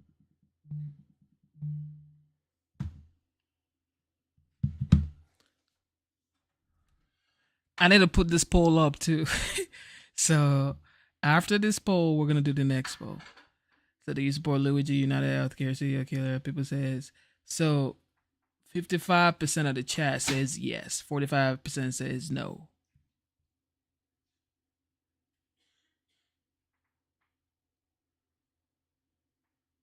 Change the question to the shooting instead of the shooter. Okay, so you guys support Luigi. All right. And this poll. This is the last one right here.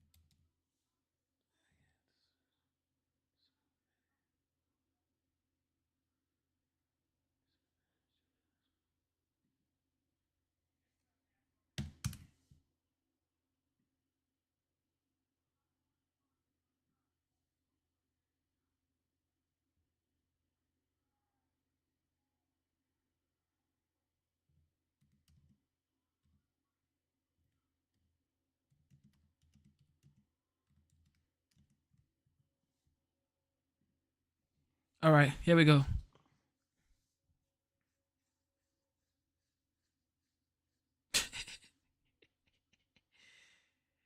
Here we go. Who is Penny? Yeah, that's the thing. I don't think you guys know too much about this case. Danielle Penny.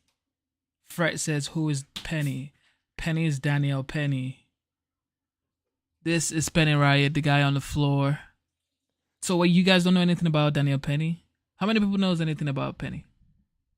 If you know stuff about Penny, put it in the chat, let me know. So I could adjust this poll. Because we have what? I gotta use support da.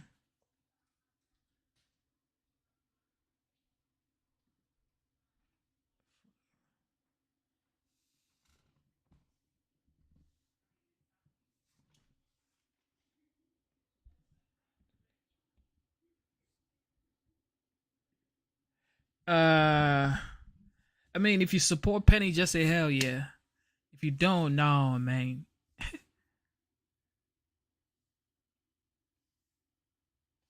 Doris says Penny is an ex-Marine. Yeah, he is. So, what is that?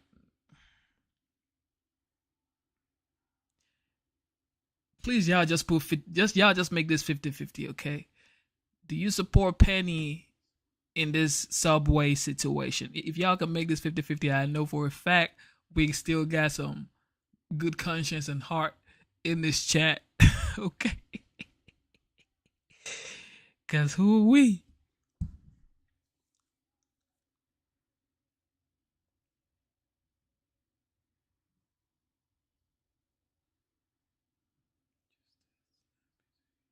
Average Joe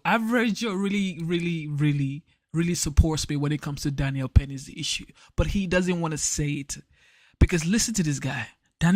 Average Joe says, what rules does one need to follow to take justice into their own hands? Just that it's not be to you. Average really supports me when it comes to Daniel Penny and Jordan Neely, but he's just conflicted, okay? Average Joe supports me, but he's just conflicted, y'all. BTK probably support me too, but they just conflicted because they don't want to look. They don't want to look like they say, "Oh yeah, look, they support me." I know for a fact, but they ain't gonna speak it out loud. But okay, but let's keep going. Ahead of politics. Now, after Penny used a chokehold to restrain menacing lunatic Jordan Neely on a subway car in May 2023, which led to his death, Alvin Bragg's office charged him with second-degree manslaughter. Now, the defendant with no criminal record, a proud Marine vet who stood up when no one else would, gets charged? Yeah. But on Friday, the jury announced it was deadlocked. So, at the behest of Bragg's office, Judge Maxwell T. Wiley directed them to... Yes, this is what I like to read. Sassafras 8080. I'm sorry if that's not how to pronounce your name. I've got a very deep accent, but yeah, Sassafras says, what would you have done if someone has, I guess you wanted to say, if someone was a threat to your family in a confined area? I've been on the subway with my family in New York, and there are people dancing on the subway, going crazy in your face, saying all type of trash. But this is the subway in New York. People say total BS. Okay, people say total BS. That's what they do on the subway. Homeless people literally shelter themselves in the subway, especially when it's cold. They stay in there. They just ride a train back and forth so they can have somewhere to kind of like get warmth. Okay, so Sassafras says that's right. I'm glad I pronounced your name right. So when you say in a confined space, what would I have done? It wasn't just me and my family on the subway. If that was the case, it was a lot of people on the subway. This person is out here making threat. There's so many ways to de-escalate than, put him on a chokehold for as long as you can while two other people disarm him. We're not going to go back and forth on this, okay? I already told you my opinion. I don't support Daniel Penny. I think he should pay a fine. However, he shouldn't go to jail, okay? That's my decision. I could never support taking another man's life, especially when the person is homeless, on drugs, angry and hungry. I mean, there are other ways to de-escalate, especially when it's 3-on-1. And the government should have done their job, which is house this guy.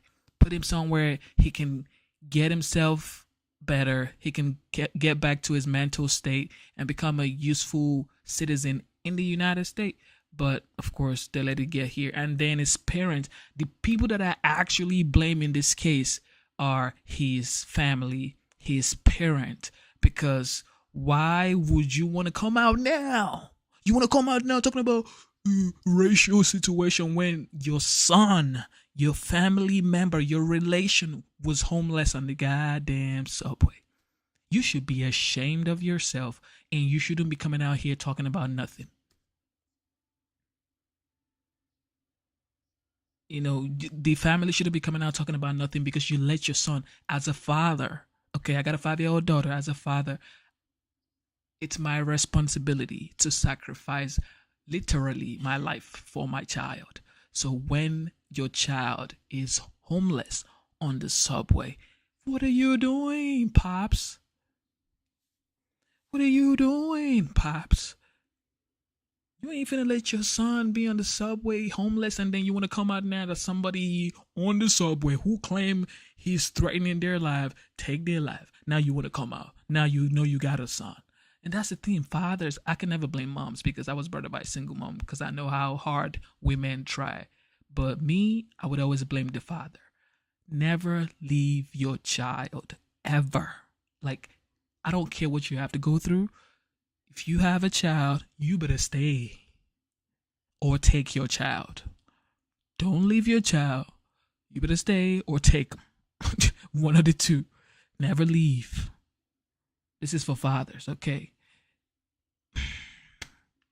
This is my opinion. I blame his family for letting that man stay on the subway without a home, okay? I blame the family for letting that guy stay on the subway without a home and letting people say it's okay. Okay, because if he had shelter over his head, they would have probably seen he's on drug and, get him help. But it is what it is. Come back after the weekend to consider the lesser charge of criminally negligent homicide. Outrageous. But the jury rejected that as well. If anyone is guilty of criminal negligence here, it's the folks like Alvin Bragg and his assistant DA, Daphne Yoran, whose virtue signaling... Nah, y'all blaming the wrong people. Braggs is just literally doing his job, as far as I'm concerned. Braggs, of course, I don't like Bragg because, of course, he became the DA in New York solely based on the fact that he's going to take down Trump. So I don't like Bragg. I don't F with Bragg, but he's only doing his job. The parents and the family is what y'all need to be talking about. Why would he be homeless on drugs on the subway? He was a dancer. He used to entertain people on the train.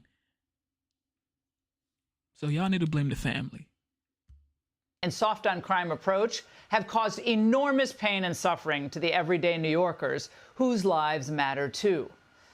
Bragg, of course, has been humiliated after wasting millions of taxpayer dollars in his crazed criminal prosecution against Donald Trump before, of course, the election night victory. He released a statement today saying he respects the jury's decision, but noted, unfortunately, over the duration of this trial, talented career prosecutors and their family members were besieged with hate and threats on social media, by phone, over email. Simply put, this is unacceptable. Yes, I agree with him. It is completely unacceptable. No one should be threatened. This right here, look, bro. I can never go along with this. Now, hope in New York, and the face of hope in New York is Daniel Penny. Come on, guys. And yet, that's exactly what Jordan Neely did to those subway passengers. By the way, do you know this? All but 2 of the 11 witnesses who testified at trial said Mr. Neely's presence amounted to the scariest experience they'd ever had on a subway. Now, in many ways, this case's outcome does harken back to Bernie Goetz's acquittal in 1985. Because that came during another time when people in New York were feeling increasingly fed up with liberal do-gooders helping violent criminals get off. Most regular people then and now just want to return to safety and normalcy. But, of course, the usual racial arsonist reacted to the verdict today. Someone who never rides the subway, by the way, the Reverend Al Sharpton, he put out a statement saying, this verdict represents the blatant legalization of civilian vigilantism, sending a dangerous message that citizens can now take matters into their own hands, even if it leads to someone's death. But what all he doesn't get, what Al doesn't get, is that the people of New York have just had it. Maybe the Rev should just brush off, I guess, the crowds that Trump drew in New York and the Bronx, just ignoring that, Madison Square Garden. But he's brushing that off, but he should have paid more attention. Those people know that the danger to America isn't from Trump. It's not from people like Daniel Penny or overzealous cops. The danger to New Yorkers and the rest of the people in this country come from prosecutors who want to punish law-abiding Americans by making excuses for hardened criminals and also marauding migrants. And more of us see that the Black Lives Matter crowd, well, they are kind of what we said they were back in 2020, frauds. We need some black vigilantes. Yeah, that's BS. People want to... Yeah, this one, he was just spewing total BS. I ain't gonna cap. Total BS. Of course, BLM co-founder of Greater New York. This isn't racial base or nah. This is basically common sense. Daniel should have let go of the grip as soon as 2 people came to support him. Common sense, okay? Just common sense. But he's a Marine veteran. I guess he was trained to off people. But this one right here, total BS, okay? Talking about black vigilante. He's angry, I get it, but maybe it should be families take care of your children. Maybe we're gonna start with that, okay? Families take care of your children, and then you can now say other stuff, because people need to hold families accountable. You don't let your children wander around the street of New York. I don't care if they're 30 years old, 35 years old. Still, you brought them into this world. I'm not among those people that will say, well, my daughter is grown now. She has to go find her way. Yes, find your way. But the moment you feel like you don't know where you're going, you better call daddy. Daddy's going to be here, baby. Easy. That's my job, because I brought her here. She never called me on the phone and say, Daddy, I want to come to the world. I want to come to Earth.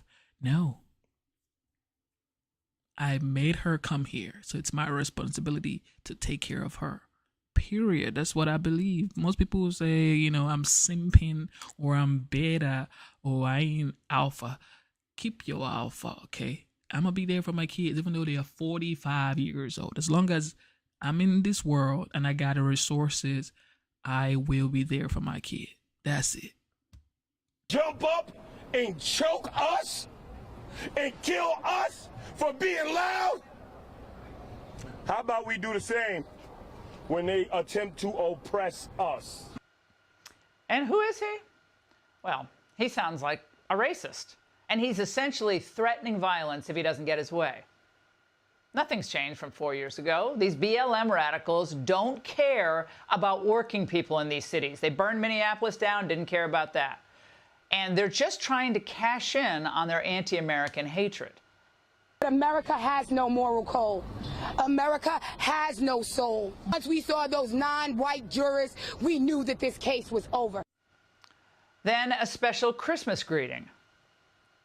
These wonderful white people, I hope they celebrate their Christmas while the Neely family is praying and asking God for comfort. God.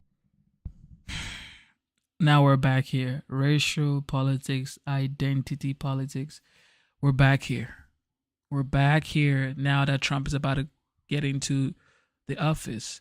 We're back here. And I'm just hoping this doesn't continue moving forward, because this is what they always do when it comes to Trump's term. It's always racial politics. Something happens, then they drag it on for 2 years, and then that's what the news media is going to keep saying: division, division, division. And this right here, most brown-skinned people are going to say, well, that's because Trump won. That's why this type of stuff happened. That's why I really never like this type of situation, because it's like there's so much to focus on: the border, the economy, foreign policies, all of these things that needs to be done, the deep state, everything has to be attended to, school choice. Like the dome he says he wants to build around the United States. There's so much to do. Now we're going to be worried about racial injustice.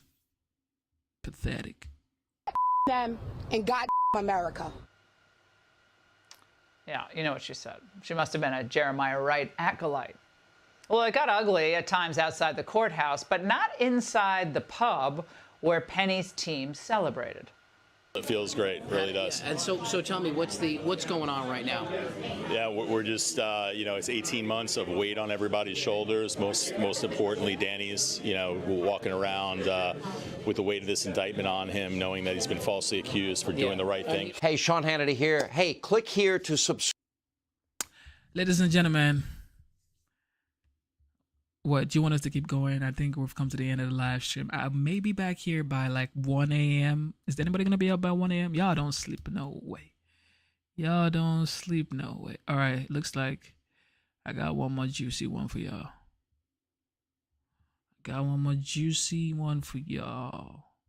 Let's do one more juicy one.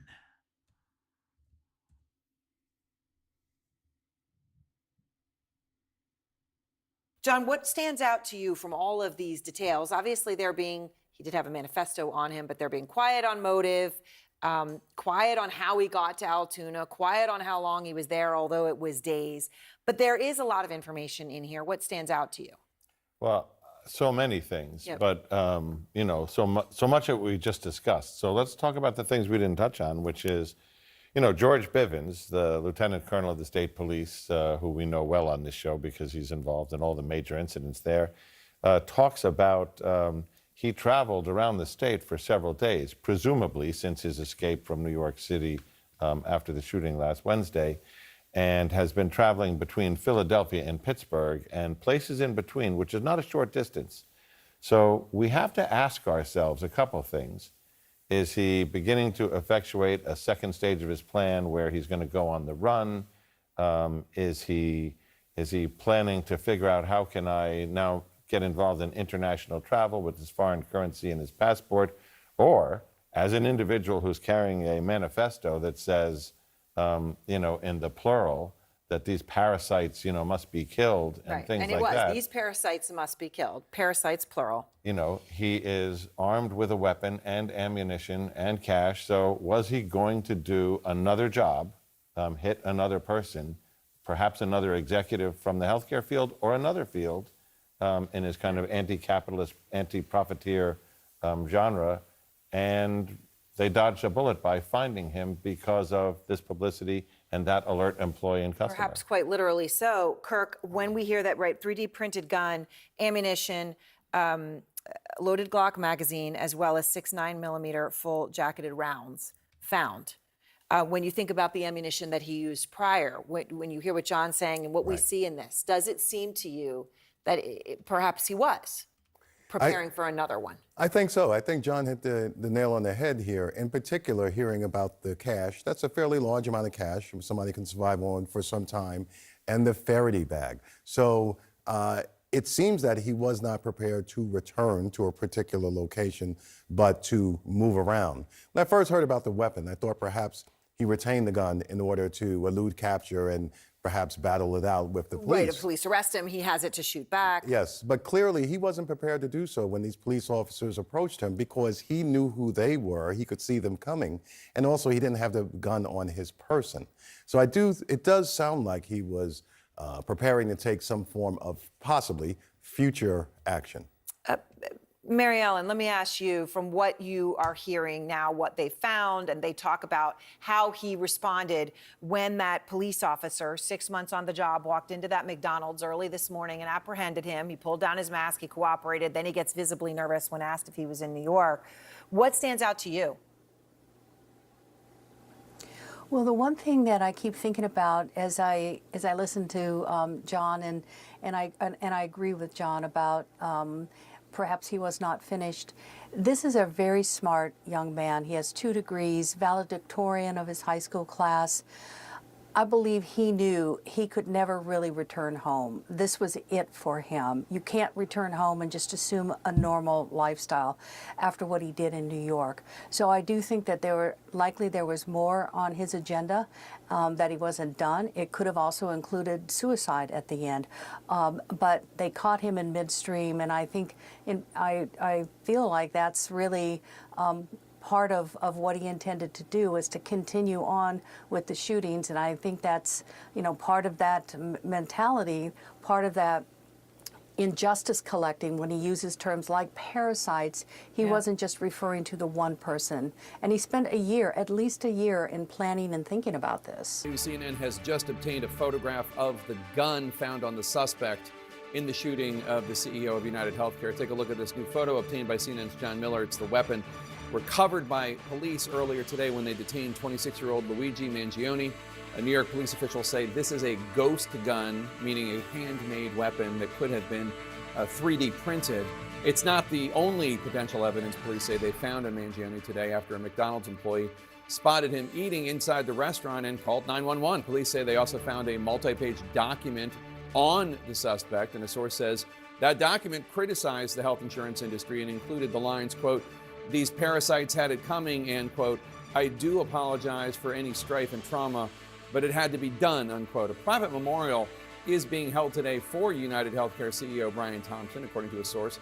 Thompson was on his way to attend his company's annual investor conference when he was shot and murdered last week in New York. Let's go straight to CNN's Danny Freeman, who is live for us outside the McDonald's in Altoona, PA, where Mangione was taken into police custody just hours ago. Danny, do investigators know how he ended up in Altoona? And Jake, that's still one of the biggest outstanding questions that we're hoping to learn. What brought 26-year-old Luigi Mangione specifically to Altoona and specifically to this McDonald's behind me? I'm going to show you just really. Looks like we're having problems with our satellite. Midtown Manhattan, where that crime. Oh. Let's go back to can you hear Danny. me, Jake? Danny, Okay, yeah, I'll you tell broke right up for a second, Danny. Go ahead, start again. Oh, got another hit. No, I was just going to say. Oh, maybe? Can you hear me? No, go ahead. Go ahead. We can hear you.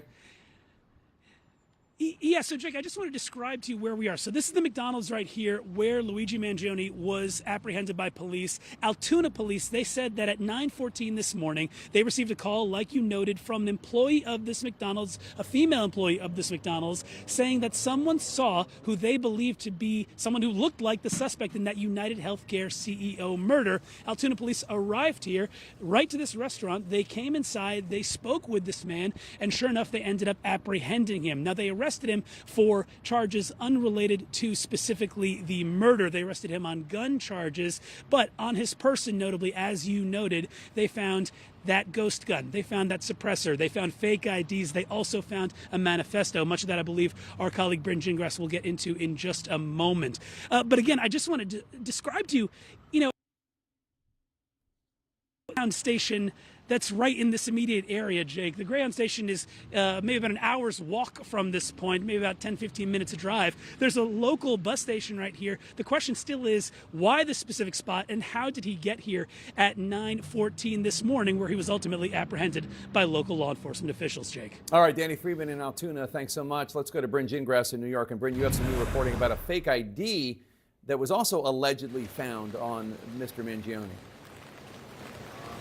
Yeah, and Jake, we know that NYPD investigators are there in Altoona. They are working on this investigation, obviously trying to talk to Mangione at this point. And that fake ID is key. Let's talk about why, because it is one of many that was found on Mangione, according to sources. And let's take a look at it for your viewers. But police believe this New Jersey fake ID may be the same one that was used to check into that Upper West Side hostel that police knew was used prior to the murder happening last Wednesday. So that would give it a direct connection to here to New York, to the possibly the crime. So that is a big piece of evidence that they found. Of course, as you just heard Danny mention, they also found that ghost gun, that picture that John Miller had, that they believe possibly could have been made with a 3D printer. They're going to run ballistics on that, but they know that it could fire 9mm bullets. And they also found a silencer, and that also was something very unique to this investigation. So investigators certainly going to be looking at that handmade silencer suppressor as well to kind of see if there's a connection there. But it doesn't end there. Of course, there is so much investigation that is still being done at this point. We know that Mangione was carrying some sort of document, according to our sources, that really railed against the healthcare industry. Didn't name any names, didn't say Brian Thompson at this point, of course, a victim in this case. But certainly it is something that they are now looking into exactly what sort of strife he might have had with the healthcare industry. He said, as you mentioned, Jake, some of the phrases in this sort of document, quote, "The parasites had it coming." That was one line, and another was, quote, "I do apologize for any strife and trauma, but it had to be done." Jake, we know at this point investigators are still trying to make all the connections they possibly can, including trying to answer that question you asked Danny about how did he get to Altoona from New York City. But they're also, at this point, they're going to get him fingerprinted. You know that they are going to take his DNA once after this arrest, and hopefully they can make that connection as well to some of the evidence that was left behind very close to the crime scene, Jake. At this McDonald's in Altoona, Pennsylvania, authorities believe they captured... Was that the same McDonald's Trump fries up in here? I don't think so. This one was in Pennsylvania. Whoa. The McDonald's Trump made fries was in Pennsylvania too, right? Is it the same McDonald's? I don't think so. The suspect in last week's New York City sidewalk shooting. At this time, he is believed to be our person of interest in the brazen targeted murder of Brian Thompson, CEO of United Healthcare, last Wednesday in Midtown Manhattan. Authorities say a McDonald's employee called the police while the suspect was eating in their restaurant around 9 a.m. this morning. Police say they found in his possession a gun and suppressor consistent with the weapon used, a fake New Jersey ID consistent with the ID used by the suspect, clothing including a mask consistent with those worn by the suspect, and officers recovered a handwritten document that speaks to both his motivation and mindset. Police identify the suspect as Luigi Nicholas Mangione, age 26, born and raised in Maryland, graduated from the University of Pennsylvania in 2020. Last known address in Honolulu, and no prior arrests in New York. All of these endeavors took a huge amount of courage. Graduation video suggests Mangione was valedictorian at his all-boys high school in 2016. Authorities say the note found in his possession railed against the healthcare industry. We don't think that there's any specific threats to other people mentioned in that document, but it does seem that he has some ill will toward corporate America. It said, quote, "These parasites had it coming, and I do apologize for any strife and trauma, but it had to be done," according to a police official who has seen the document. The note says he acted alone and that he was self-funded. And it asked why we have the most expensive health care in the world and yet are ranked 42nd in life expectancy. Authorities also investigating other writings of his online. As to the gun, The gun appears to be a ghost gun, may have been made on a 3D printer, the capability of firing a 9mm round. police did not have the suspect's name until today and say tips from the public were crucial to finding evidence and making this arrest, along with old-fashioned detective work. It really comes down to the video canvas that we did. We used every source of video that we could collect, hundreds and hundreds and hundreds of hours from hundreds of sources. Also helping authorities? There are a number of mistakes that this shooter made, to include leaving forensic evidence behind. The DNA, all the videos, taking off his mask. One hypothesis? With his manifesto and everything he's done so far, the letters on the words on the bullets, right? The monopoly money. This guy, I think, he wanted to be captured eventually. Police have arrested a suspect in the murder of United Healthcare CEO Brian Thompson. 6 days now after that murder, outside of Hilton in Manhattan, police picked up 26-year-old Luigi Mangione in Altoona, Pennsylvania. This is after an employee at a McDonald's recognized him from photos and called the cops. Joining us now, Congressman John Joyce, a Republican who represents the Altoona area. Congressman, thanks so much for joining us. Sorry it's under these conditions. Can you tell us if the NYPD has arrived on the scene yet, as far as you know? Jake, just in the last 30 minutes, the FBI and the NYPD have arrived at the Altoona Police Department's headquarters. And I've been in contact with officials from the Altoona City. I have not talked to the Chief of Police, Joe Merrill, who is keenly involved in this investigation. So what's curious, and you might not have an answer for it, is why he was in Altoona. It's a lovely place to go. You and I have common friends in Altoona, the Port family. But he's from apparently Maryland. He went to the University of Pennsylvania. Is there a connection he has that you know to Altoona at all? No known connection, but there's great availability. We have rail, we have bus service, and we have a great interstate highway system that comes through Altoona, Pennsylvania. Okay, so it's like a thoroughfare.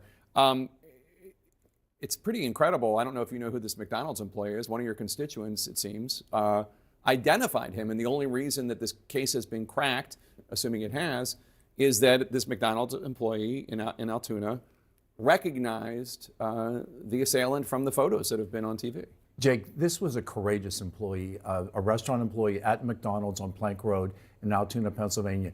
And not only did she see something, not only did she say something, she did something. She alerted the Altoona Police Department, who responded quickly and detained this individual, this person that was suspect and highly suspect. But she was very courageous, asking him to remain there while the police arrived. And to be able to do that, I hope this will put an end to the ongoing investigation. I think that having someone in hand right now, having the FBI and the New York Police Department in Altoona, Pennsylvania, continuing that investigation will allow many people to rest at ease. So, what did she say to the suspect as far as, she approached him and said something? I don't know what the content of that conversation was, but I know it was an employee at the McDonald's restaurant in Altoona, a courageous employee. Yeah, no, it's a gutsy thing. You see somebody, I'm sure most people would be like, oh, I don't even know. What if I'm wrong? What if that isn't him? But, he really looks a lot like him. And she just called 911, I assume, and the police came? And we have 66 police officers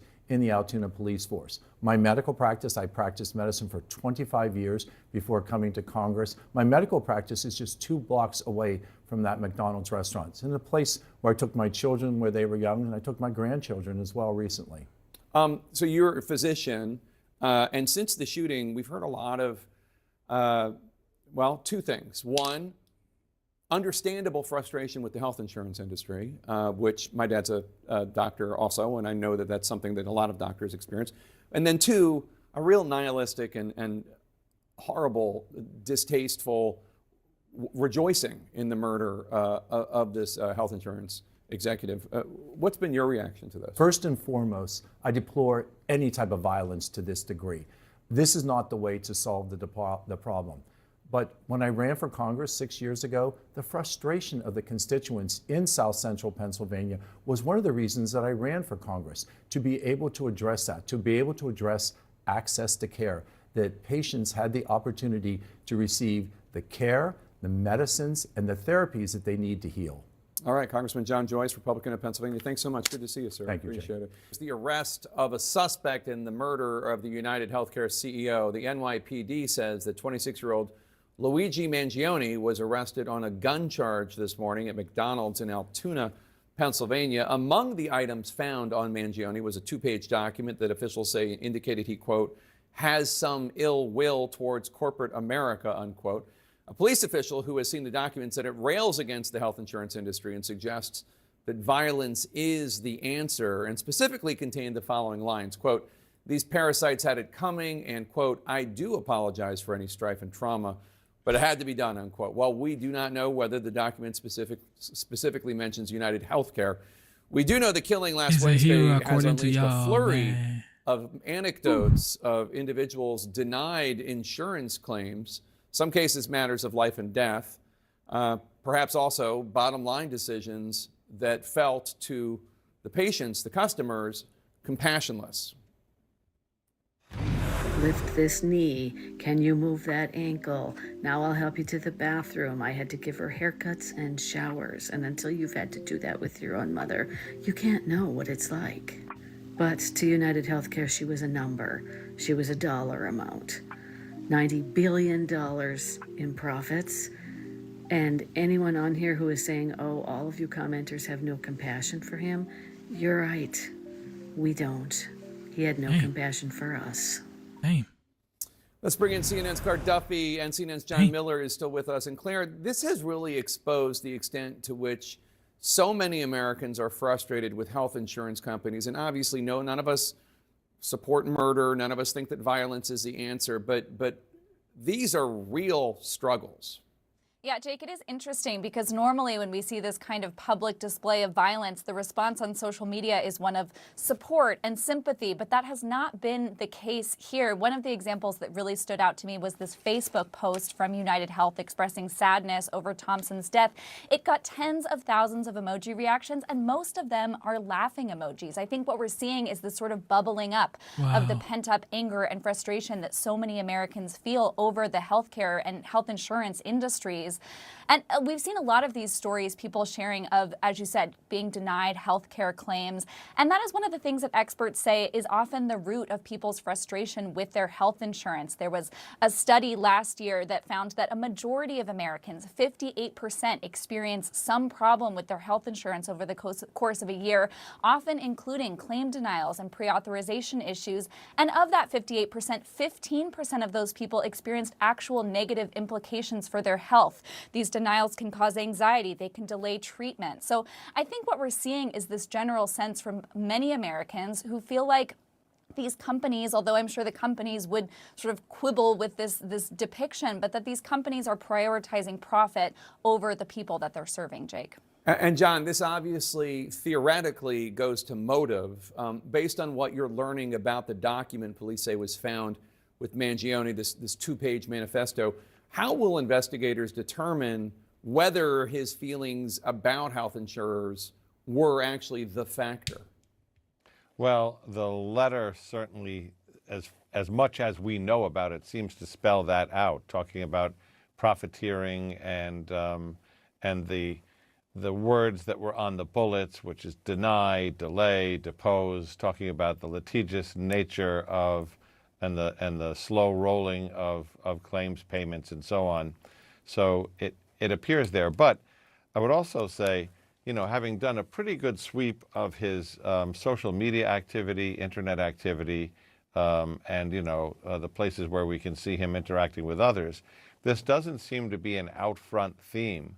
You know, you asked a couple of times before today, did police have his name? You know, how did police not have his name? And police did not have his name because he just wouldn't have been on that radar beyond this. This was the result of literally thousands of hours of reviewing video by hundreds of cops who pulled those tapes by going block by block, store by store, building by building, camera by camera, until they assembled, you know, all these hours and found that one moment when the mask was down. Before that, the moment in Starbucks. After that, the moment in the taxi, till they had enough images, till somebody, a woman in a McDonald's who worked there, said, I think that looks like the guy. That's the only reason they had his name, not because he was in the DNA database. He wasn't. Not because he had a criminal record and his prints would have popped when they took him from the phone, because he isn't. This guy was a ghost. Wow. Ladies and gentlemen, thank you for tuning into the live stream. You guys are the best. Before I leave, I just want to say this. Sometimes life deals you a shitty card, but you do the best you can. Okay? Do the best you can. Stay strong. Life is hard, but stay strong. Okay? Never give up on yourself. Never give up on your dreams. Never give up on God. Believe in yourself, believe in your dreams, and believe in God. Stay strong, people. These times are trying times. We're going to enjoy ourselves, have fun as much as we can, but also be man, be responsible for our responsibility. And yeah, I definitely will be back here for sure in like 4 hours. Whoever's here then will be here. Y'all can go get some sleep. I don't know, but I hardly get sleep these days because there's a lot going on in my life. But I'm thankful to God for the challenges. I'm thankful to God for everything that I'm going through, because at the end of the day, I know these are the cards that the universe is dealing with right now, that I'm dealing with the universe with right now, or however that goes. But there's no giving up here. There's no quitting here. It's all guts and grits. Okay, you never give up. All guts and grits. Okay, keep going. That's it. I love you guys, man. Stay strong. And yes, be blessed, people. Be blessed. All right, double tap your screen, subscribe to the channel, and yeah, see you soon. And I am signing out. I love you guys.